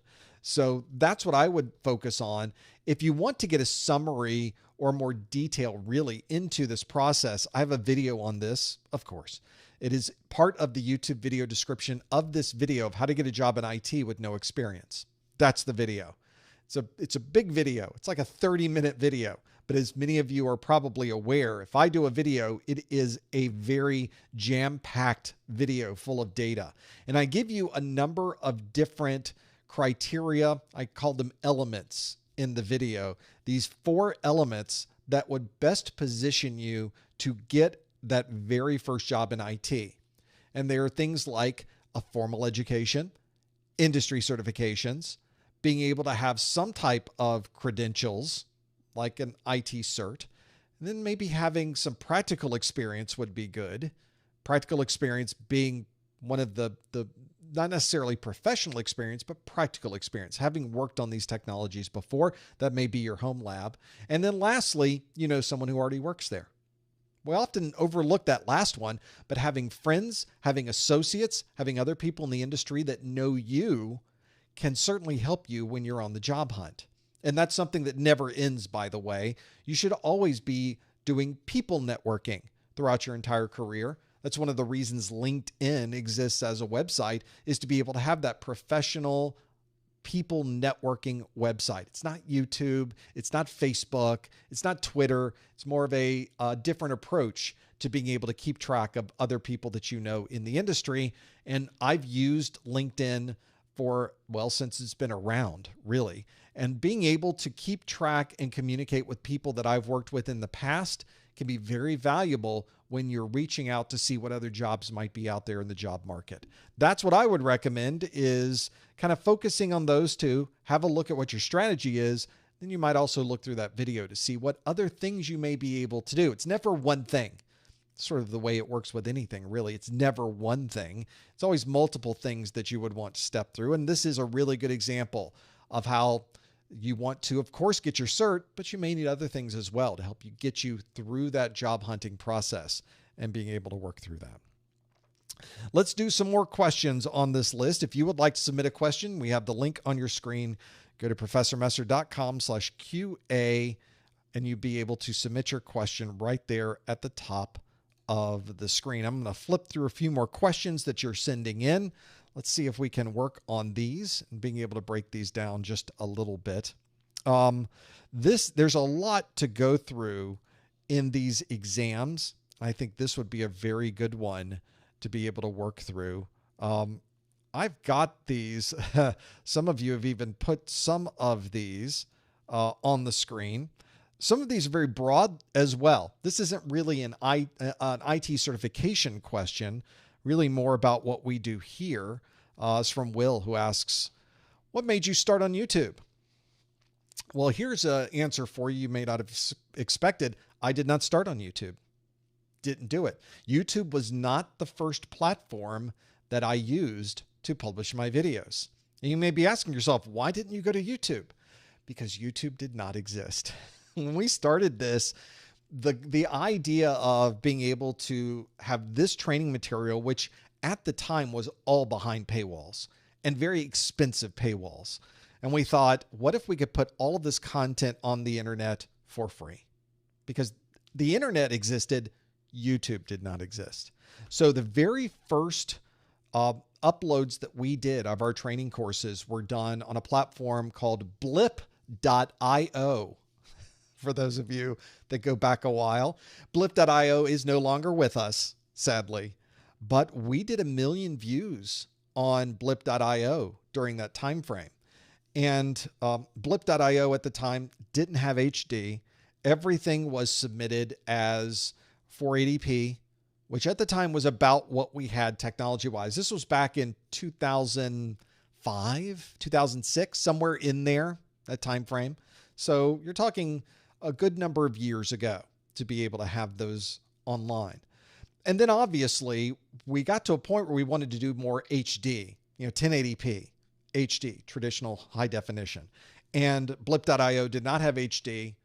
And we moved everything over to Vimeo for a little bit of time because they were one of the first streaming services to have high definition. So we moved everything over to Vimeo for not very long, because right after that, this newcomer on the market got bought by Google called YouTube. And everybody showed up on YouTube. And we thought, well, that's where everybody's showing up. We should show up there as well. We put our videos on YouTube and they took off, just skyrocketed. So that was a pretty good decision on our part to be able to keep this party going, this crazy experiment. And it worked great. And from that point on, we just stuck with YouTube. So we've been there for a very, very, very, very long time. And we continue to have our videos on YouTube. It's a great platform to be on. It's worked very well for us. It is well distributed. And in fact, this live stream, of course, is being distributed through YouTube itself. So worked great for us. But very interesting how the first 1 million views were on a service that had nothing to do with YouTube at the time. That's just a good example of how the industry itself changes constantly. You kind of have to keep track of everything. Whatever things are changing in the industry, you just kind of have to go with it. Just follow the lead. Just follow the stream of water that will take you right down the river. And that's what we did in the world of video. Now, if some other service had come along and had that, maybe we would have been on that service. But YouTube was the winner, I guess, from that perspective. Let's do another question. Let's keep going in this view. Others that are here. So this is one more about renewals. So let's talk about renewals. This is from Scott, who asks, hi, Professor, if one individual passed their A+ today and passed Network Plus in a year, would that make them renew their A+ for another 3 years? That's the question. So renewals are an interesting thing. In fact, it's a little complex to break down until you really read through everything on the CompTIA website. And some of the dates on the website are a little bit different, but I think we could probably break apart these renewal options in the section of the CompTIA website that is specific to continuing education. You can see that there we go, the continuing education section. There are different ways to renew your cert, not just one single way. They don't put you on a rail and you have to do these things and that's it. You've got other options. You could collect CEUs. You could take a third-party certification exam. You could take a CompTIA certification exam, a higher level exam. Or you could take a online computer-based training called CertMaster CE. It's one way you can do this in just a few hours. In fact, I have a video on the YouTube video description of this video, which is called How to Renew Your A+, Network Plus, or Security Plus certification in just a few hours, because some people need to be able to do it very, very, very quickly. That's one way to do it. But this question specifically talked about being able to renew by taking a higher level CompTIA exam. So let's go through the renewal path section of this website. We're going to renew with a single activity because it is a single CompTIA exam that we'd be taking. In the scenario that was provided, it was one where we have an A+, then we take a Network Plus. How does that change the A+ renewal date, especially if we do this a year later? By drilling down into taking a higher level CompTIA certification, they give you this very attractive design of all of these certs that are here. So let's say you were going to take a Network Plus exam. And if we click on Network Plus, it tells you by taking Network Plus, it fully renews the A+ exam. And it gives you a breakdown on this. Now, it also tells you details about these. And it says you have to earn the higher level certification during your 3-year renewal. That sort of makes sense. In the question that was posed, it was a year had gone by, and then we took Network Plus. Now, in this, it says that, see if we can break this down. If you're planning to renew your certification by achieving a higher level CompTIA cert, please note that your current certification expiration date will be aligned with the expiration date of the higher level cert, or to describe it better, 3 years from the date you earn the higher level certification. They even give you an example. Let's say you have an A+ certification with an expiration date of June 30th, 2020. If you achieve, this is kind of outdated, but you can just extrapolate. If you achieve a Network Plus certification in January, the expiration will be January 18th. So everything shifts to be the date that you have now taken that newer exam or passed that newer exam on. So for the purposes of renewing based on a higher level cert, it simply adjusts your new renewal date to be 3 years from the time that you took that higher level exam. So that gives you some perspective of what that might be. And so for this particular case, if you passed A+ today and Network Plus in a year, that means that your A+ now would be effectively good 4 years from now, because you've now reset the clock a year later when you passed your Network Plus. So that resetting of the clock is what manages that process for us. That was the difference is also, you should check the CompTIA website, because the expiration date of your certification changes based on a number of different criteria and changes on how you are renewing it. Some renewal processes give you another 3 years. Some of them have a single date that everything is based on. So make sure you check that on the CompTIA website as well. They do a very good job of documenting. You just have to drill down into it to find exactly what you were looking for. And I would recommend you do that as well. Other questions. Let's keep going through your list because we do have some more time here. Let's see if we have others that are on this list. There are a couple really good ones.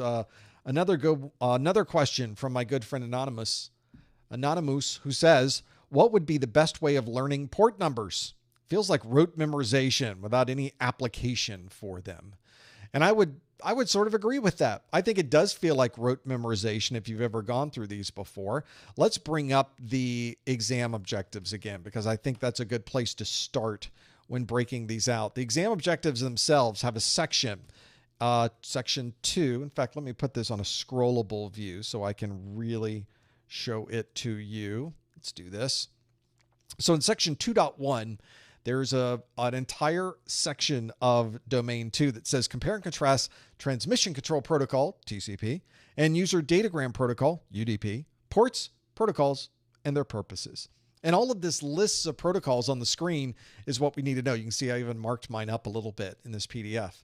So you've got things like 20 and 21 are file transfer protocol, or FTP. And 22 is secure shell, or SSH. 23 is telnet. This is rote memorization. If you've never seen this before, if you've never worked with it before, if this is something brand new to you, then it kind of is rote memorization. You do have to know these, but fortunately, it's a limited number. We're talking about 1, 2, 3, 4, 5, 6, 7, 8, 9, 10, 11, 12, 13, 14, 15, 16, 17, 18, 19 port numbers. So it's not insurmountable. And in fact, one of the things you'll notice when you start working with these port numbers is they become second nature. The same way that you remember your address, the same way you remember your telephone number, the same way you remember your birthday. It just becomes a normal part of what is locked into your brain, for example. I think that's a good example of what you would run into for something like that. But flashcards might help, but I would highly, highly recommend for you that you don't just memorize port number and protocol. For example, let's take one that really is crazy in the way that okay, here's a good one. 445 is server message block, SMB, which might also be called Common Internet File System, or CIFS. If I see server message block, what is that? I don't even know what that means. The names themselves, the description of those port 445 as server message block doesn't actually tell you what that is. And that's why I tell people not to simply memorize the number and the name and maybe the acronym. That doesn't help you. In fact, CompTIA will never ask you on an exam, what protocol does port 445 use? What's SMB? They'll never ask you that. So memorizing it doesn't help you. I would highly recommend that you memorize the number 445. You associate that with server message block, but then you also have an understanding of what that is. How does it work? How is it implemented into a network? When would you use port 445? When would you use server message block? And so there needs to be some concept behind that. In fact, in my video, I go through each one of these and we talk about how these technologies are used. And the reason I talk about that is because I know that CompTIA is simply going to use these in a sentence and simply expect that you already know how these are implemented. A user is implemented as using SMB to do this. What issue is the thing that we're trying to solve? They give you that in the question. They're not expecting you to define SMB. They're not expecting you to write it out. They're not even, many cases, even expecting you to know the protocol number. They might even tell you an administrator has configured port 445 on a firewall and is blocking all port 445 traffic. What is affected by that? That didn't ask me about server message block. It didn't ask me about SMB. It only mentioned port 445.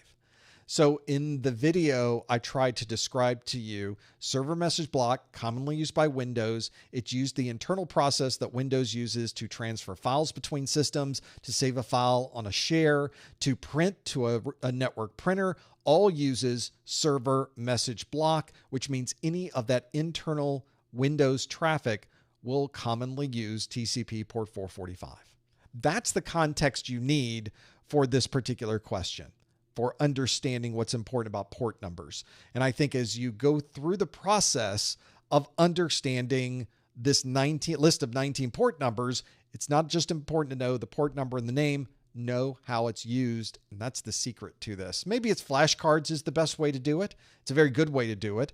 Or maybe you've already gotten accustomed to using some of these port numbers when you've set up a firewall rule. Maybe you've configured your own firewall in your lab, and you'll notice those port numbers are listed as part of the firewall rules. Once you start using them, they just become second nature. You already know 3389. You already know 389. You already know port 80. You already know port 443. So a number of these you may already know. So that makes it very easy to memorize the rest, I think, from that perspective.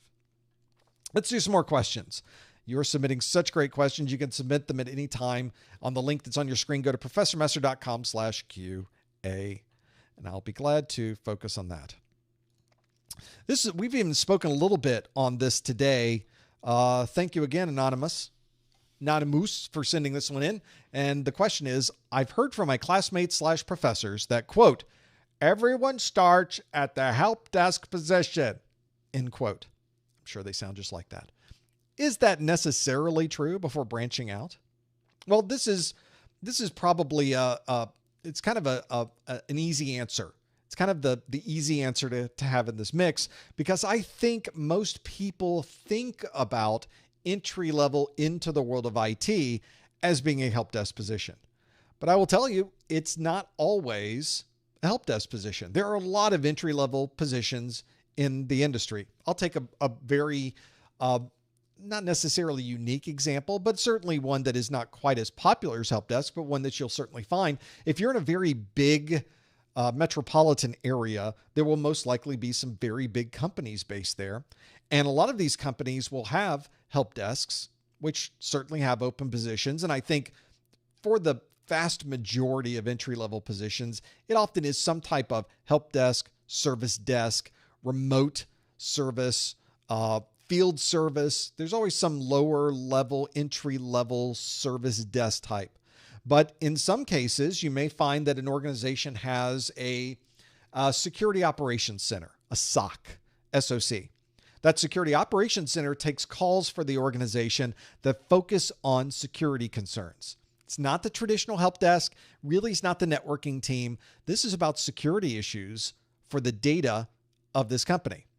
And because of that, they're often entry level, if you will, service desk or help desk for the SOC.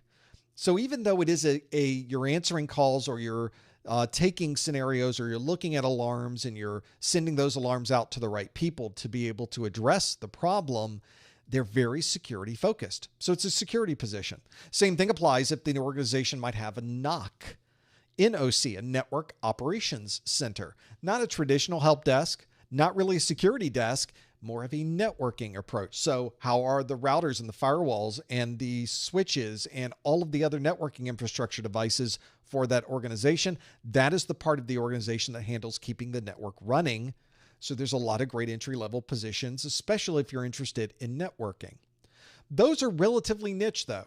I would say the vast majority of entry-level positions in IT do tend to be broad service desk or help desk type positions, which is probably why classmates / professors are saying everyone starts at the help desk. But like most things, when we talk about the words always and never, those extremes are almost never true. But it is a large percentage. So I think a lot of people think that way. And in most cases, organizations are putting people into a help desk position to see how they do. Get a feel of the land, feel of the company, understand some of the processes and procedures, meet some of the people within the organization, see if they know their stuff from a technical perspective. Can they solve these problems? But more importantly, can we then move them up? So most people will be in a help desk and they will move up within 6 months, 9 months, or even a year. Now they're in a desktop administration role. Maybe they're in a Linux admin role. Maybe they've moved into networking. Maybe they've found a security role within the organization. It's a way to jumpstart your way into IT, but then very quickly pivot into some other role within the organization. And by the way, that's pretty much what you're going to do your whole career, is you're going to move into a higher level position. You're going to learn everything you can about that position, which will then position you well for a move up to the next level. So in IT, we're constantly leveling up and being able to work through that process. And that's what you'll find is, I think a lot of people are concerned for some reason that help desk is the only thing you will ever be able to do your entire career. No. You start at the help desk, but you're going to be out of the help desk soon. Your goal is to be a sponge. Your goal is to learn. Your goal is to be familiar with the organization. And then they want to move you out of the help desk into the other parts of the organization where you will do even more for them. So hopefully that also includes a nice little bump in pay too, which is also nice. This also gives you a way to kind of focus your efforts. Maybe you can learn what you like. Maybe you really like Linux. Maybe you really have a passion for networking. Maybe you like that security side. So you'll kind of lean into those jobs a little more. You'll get to know those people a little bit better. You'll get to ask them a little more often, got any open positions over there? I'd love to go work on the security side. I'd love to do more networking. I'd love to be somebody doing a lot of Linux. They will blend you right into those roles. Organizations want you in the roles that you will be interested in doing. So often help desk is a way for you to look around, figure out where you want to go, and then you can go after that particular direction. Very, very, very common. And you should be out of the help desk in about a year at least or less. You don't want to stick around the help desk more than a year. You're not learning anything at that point. You need to bounce into one of those other areas, which will really help you overall in your career. And as I mentioned, it never ends. You will keep doing that for the remainder of your career. We do have some time for additional questions, so I'm going to keep scrolling through this list and see what options are there. This is a pretty good one to go through. I know we're not talking too much about Network Plus in the study group, but it's the after show. You can ask anything you would like. So Trevor has asked, I am hyper studying the N10008. This is the I would say older version, if you want to call it that, of the Network Plus exam, but it is an available version of the Network Plus exam. Any suggestions on how to retain this information at a faster pace? And if it's even worth going through the N10008, or should I wait until I have more resources for the N10009? The N10008 and 009, the Network Plus exam itself is in this transition period that we spoke about earlier on in the study group, where there will be a new version of the exam introduced. There's a 6-month overlap period, and then the older exam is phased out. This way they don't do a rug pull on you and suddenly you're left with, I studied for the old one and now a new one is here. They give you a transition period where you can finish up your studies. 6 months is plenty of time to finish up studies and be able to transition in. But a number of times you will find people will want to study the older version because there is especially when the newer version is just introduced, and the N10009 was introduced in July. So almost 6 months ago now, we're coming up on the retirement date for the N10008. It retires on December the 20th. After December the 20th, you can't take the 008 anymore. It disappears forever from the world. It is gone. The only option at that point on December the 21st is the N10009. So that puts Trevor into a little bit of a tight bind here. In fact, you can kind of get this. How do I retain this information at a faster pace? Probably asking that question because I got until December 20th, and that's my deadline, is December the 20th. I would argue your deadline should probably be a week before that, because if you don't pass, you will need to retake, and you can retake after a day, after 24 hours. After your second failure, though, you have to wait, I think it's 2 weeks. So you may even want to do 2 weeks in a day just to give yourself enough time to take it twice more if you wanted to. You're not going to need that, though. You're going to pass the first time. So it's not even an issue. Just planning, just thinking about timing and how it fits into this. I would take a little bit of a look at this question because should I wait until I have more resources for the 009? I don't know what else you would be waiting for at this point. All of the major publishers, including myself, that offer Network Plus training materials have already released their 009 materials. There's nothing else to wait for. There's videos out there, there's books, there's labs, there's everything. It's out there. There's plenty that you can find for the 009 exam.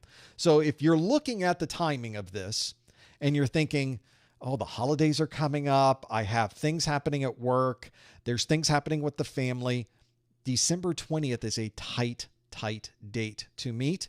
You may want to transition over to the 009 materials right now. But if you're looking at it and you're thinking, I can finish this in a couple months, I can have this done by December 20th, keep going with your 008.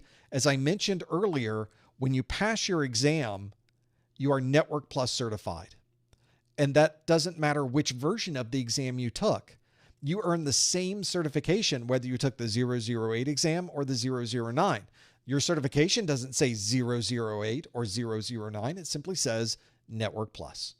So from a logistics perspective, there's a challenge with timing, but ultimately it doesn't matter which one you take because you earn exactly the same certification. So you decide in your scheduling which makes more sense for you. I think there's plenty of materials out there for either of these versions of the exam, which means it really comes back to your calendar, really comes back to your scheduling. Do you think you can finish it by December 20th?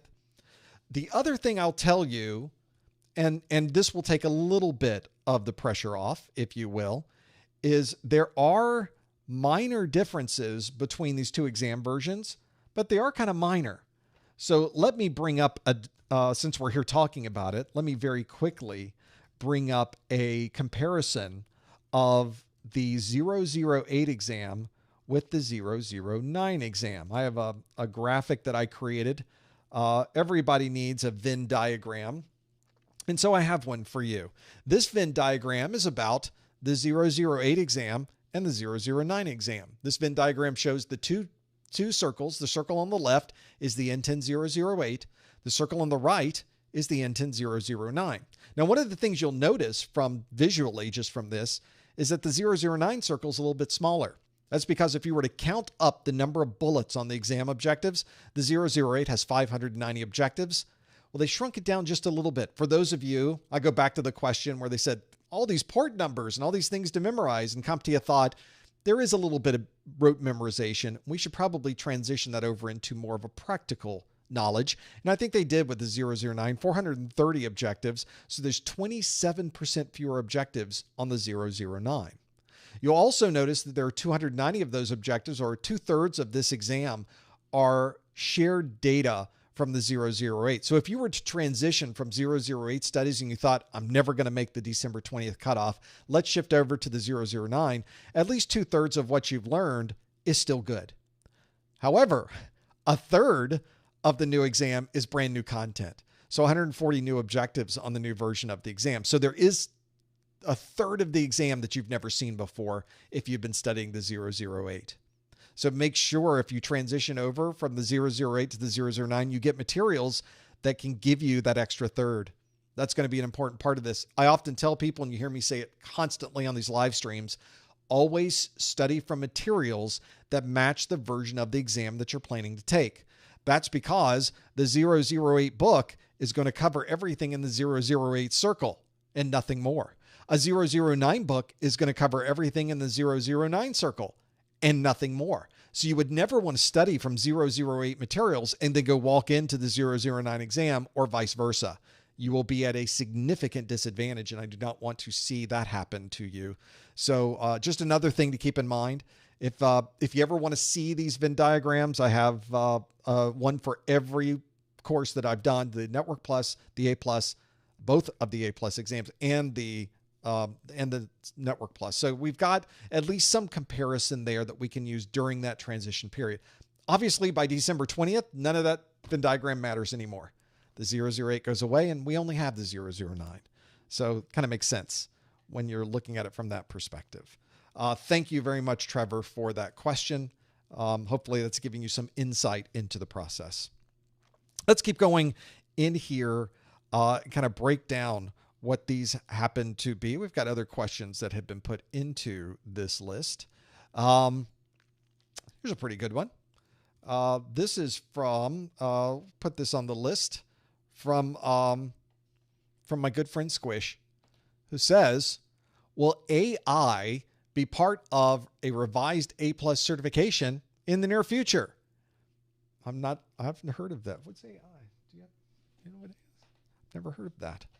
Not familiar with AI. No, of course. The artificial intelligence, which from what I've seen makes really awful pictures, has taken the world by storm for some reason.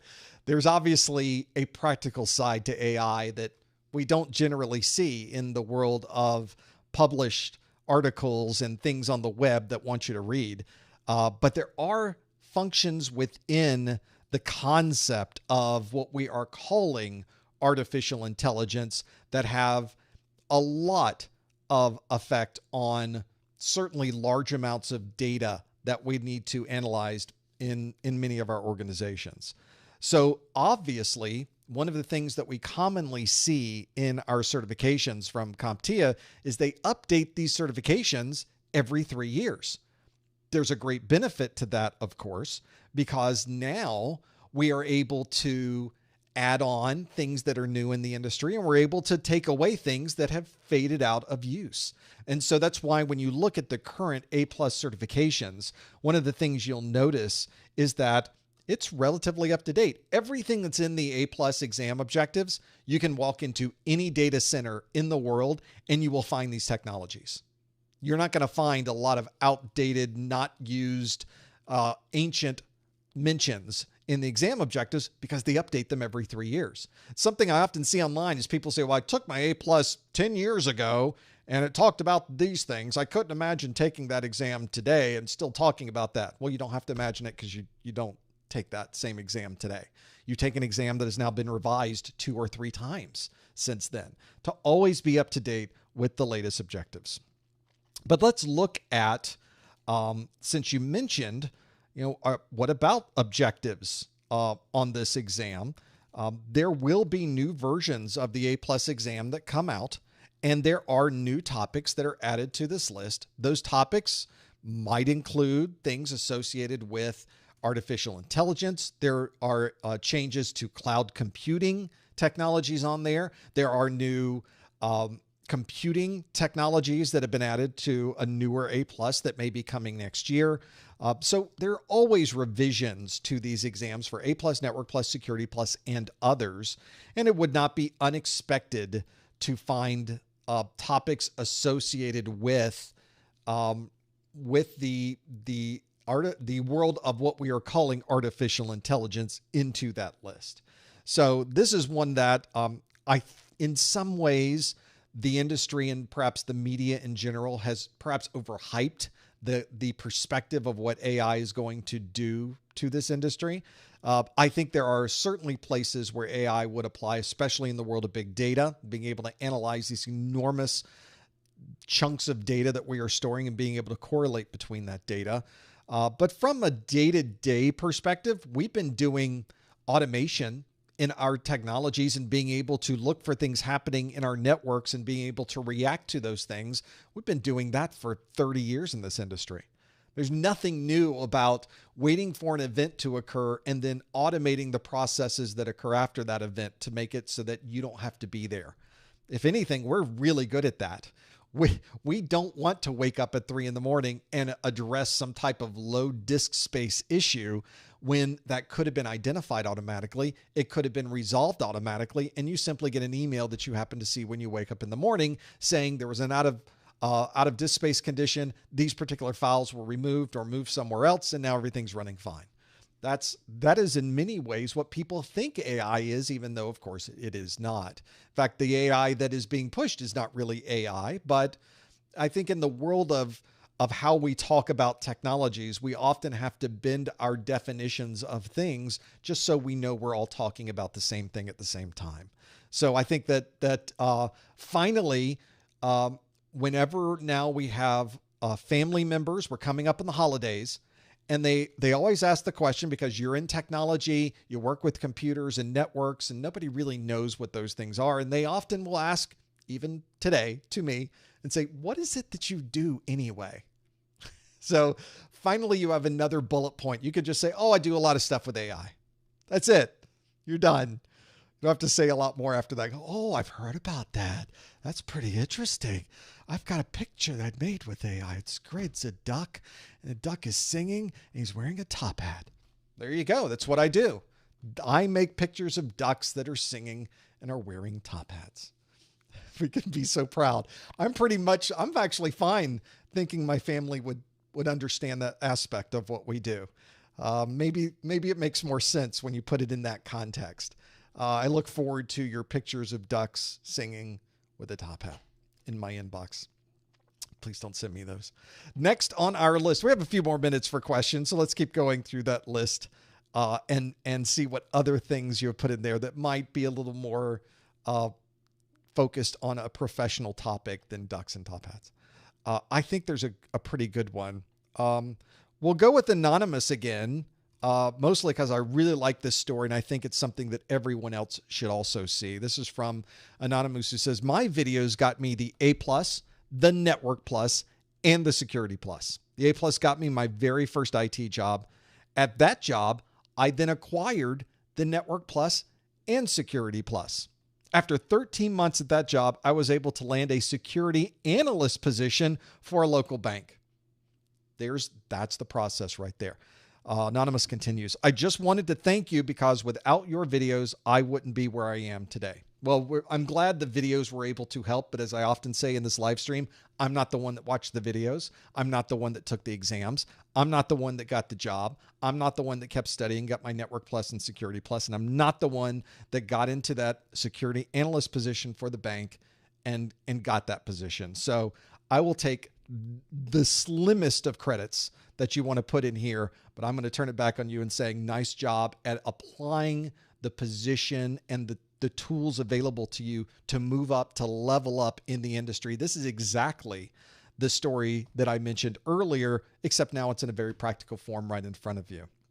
It's very interesting that a number of people kind of approach the world of IT certification as if it is a magic wand, as if it is an easy button, as if simply obtaining certifications somehow automatically get you a job somewhere. And that is obviously not the case. I think most of us understand that's not the case. I think also a lot of people kind of focus on A+, Network Plus, and Security Plus, and often they will lump those together as some magic triplicate of certifications that somehow anoint you as being a job holder. But it does not. That's not what these certifications are for. That's not what any IT certifications are for. IT certifications are one of many different criteria that you should be using to show people what you know. It's not just about the certs. It's not just about your formal education. It's not just about your experience. It's not just about any one of those. It's really a combination of those that work together. And I was reading something today, in fact, that someone was saying, well, just lumping together A+, Network Plus, Security Plus doesn't do anything for you. That's no good. Well, by itself, of course it isn't. And by the way, no one's ever said that it was. It was a straw man argument from the very beginning, that no one has ever said this. So of course you're going to refute that particular argument, except none of us believe that to be the case. There is no magic in those three. And in fact, this is a very common path when you're talking about A+, Network Plus, and Security Plus. I got my A+, got me my first job. Obviously, there were other things with that get you your first job, your presence, your communication skills. Maybe you know someone who works there. Maybe you have a formal education that positions you well for that job, but it helped get you the job. It was another one of those criteria, another one of those credentials that you could present and say, and I'm A+ certified. They're like, okay, so we understand with you having that A+ certification, there's a certain level and expectation we have of your technical knowledge. It doesn't and by the way, this is another straw man that people throw out. Hey, just because you have a cert doesn't mean you're some genius with the technology. Well, no, nobody's ever said that. Nobody's ever assumed that either. But there is, if you go through learning A+, you learn Network Plus, you learn a Microsoft cert, you learn a Cisco certification, you go through a Linux certification, you can earn the cert. But when you get the certification, for a moment, just turn around a little bit and look at what you've learned. Look at all of these topics that you did not know about prior to taking the certification. You're smarter because you took the cert. You know more things because you took the cert. Do you know everything that was in the certification? Well, no. You didn't get a perfect score. No one ever gets a perfect score on their certification exam, but you did well enough that now other people can say, we have a pretty good idea what you know now based on earning that cert. And we're going to teach you even more. And no employer in the world thinks that walking in the door with a certification means you know everything about everything associated with that cert. No one ever does. I don't know why people seem to make an argument that people do consider it that way, but nobody ever does. So this is a very good story about what you do once you get in the door. So in the case of Anonymous, at that first job, then got my Network Plus and Security Plus. So you were able to leverage all of that knowledge you've been gathering to level up. Now we have 2 more certs. Now that we have those, let's level up again and go after that job across the street at the bank because they now have some security analyst positions open. I'm going to go get them. So Anonymous, thank you for the story and congratulations on putting together what has looked like a very successful strategy from the beginning. You saw something out there. You said, I need these credentials to be able to get that. And then once you got in the door, you didn't stop. You kept going. And if you're ever thinking about how do I move up in IT, how do I get that next job? How do I get more money? How do I create an environment, a career that I can use to support my family? This is how you do it. You just don't stop. You keep leveling up. And in perhaps no other industry, very few industries can you find anywhere where this is even a possibility. If you go to law school, you can become a lawyer. You might become a good lawyer, but you're always going to be that lawyer. And you might focus on a particular area of law, and you're kind of in that area now. If you focus on criminal law, that's what you're doing in your career. It's very difficult to shift over. You can do it, of course, but there's very limited options available. Okay, instead of criminal law, I'm going to go work in corporate law. I'm going to go work in real estate law. I'm going to go work, but that's it. That's your limit. If you're in medicine, you get you become a doctor, you become a podiatrist, you focus on the feet. You become ear, nose, and throat, you focus on the top part of the body. You focus, maybe you're a heart surgeon, you focus on the heart in the middle. But it's very difficult. You can't go into year after heart, you're in heart surgery, you're in there for a year and you're thinking, maybe I should go work in ear, nose, and throat. No, you've now spent years working on the heart side of things. That's what you're going to be doing the rest of your career. IT is very different. IT, in fact, has to be different because we are constantly moving around the foundation. We are never staying still. There was a time when there was no internet to have heard of, but plenty of servers. So we had to learn the whole internet technologies. We had to work on wide area networks. We had to think about security. Then the cloud came along. Well, really virtualization came along. And then we thought we could really turn this into something and created an entire industry around the cloud. Billions and billions and billions of dollars into technology that 20 years ago did not exist. That's crazy. That is really remarkable when you think about it. But that's the way IT has always worked. It's the way it will continue to work going forward. And you will need to be able to pivot. You'll need to be able to leverage your knowledge into those areas because cloud has a firm foundation in operating systems, networking, and security. There's your top three. There's A+, Network Plus, and Security Plus right there. So for the people that perhaps poo-poo the idea of not getting that 3 different certs, that trifecta of certs, what good is that going to do you? Turns out it gives you a lot of good. Turns out there is a lot that you can do with that. That's not the only thing you're ever going to have in your career. That's not the only thing you're going to use to move up in your career. That's not the only thing that will give you the leverage to level up in IT. It's another one of those very important pieces of information, those credentials you can put in your pocket. And when somebody says, you think you're good enough for the cloud? Do you think you're good enough for security? Do you think you're good enough for networking? Well, let me show you work I've done. And you tell me, you think I can do this? I think I can. So let's pivot into that. Let's now go into the cloud. Let's now go do security. Let's now go do storage. Let's now go do data centers. Let's now do databases. You'll be able to move wherever you want to move.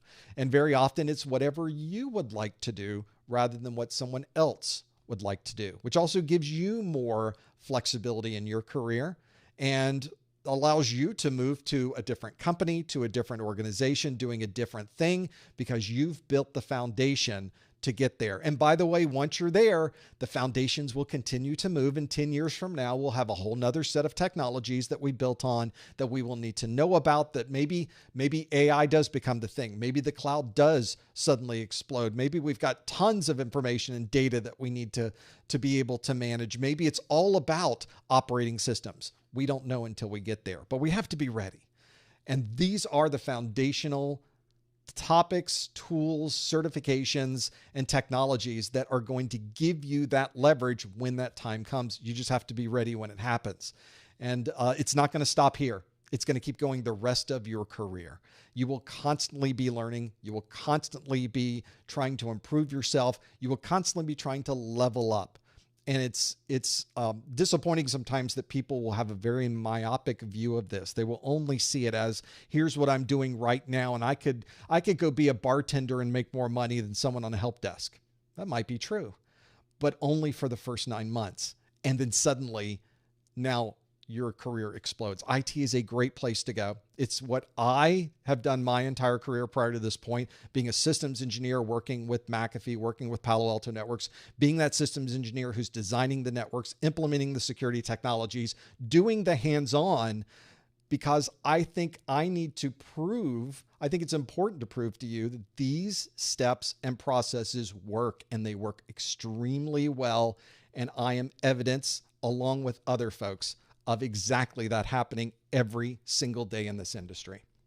Well, that brings us, I think, to a good stopping place for today's live stream. We have another A+ live stream for you on Thursday. Come on back. I've got all new questions in part 1. Some of them may be grammatically correct. I also have the after show on Thursday where you can ask even more questions, and we'll go through a lot more than that. We've got plenty to go through this week. We hope you come back for that as well. We will be on our Discord server after this, so feel free to stop by at professormesser.com/Discord, and you can always find the next event that we're going to have on our calendar at professormesser.com/calendar. Thank you so much for joining us. We love doing these live streams. We could not do this without you. Thank you, chat room, for being here. For everyone else who would like to join us on Thursday, meet us on the calendar, professormesser.com/calendar, and we'll see you over on Discord after this. Thanks for joining us. We will see you next time on the A+ Study Group.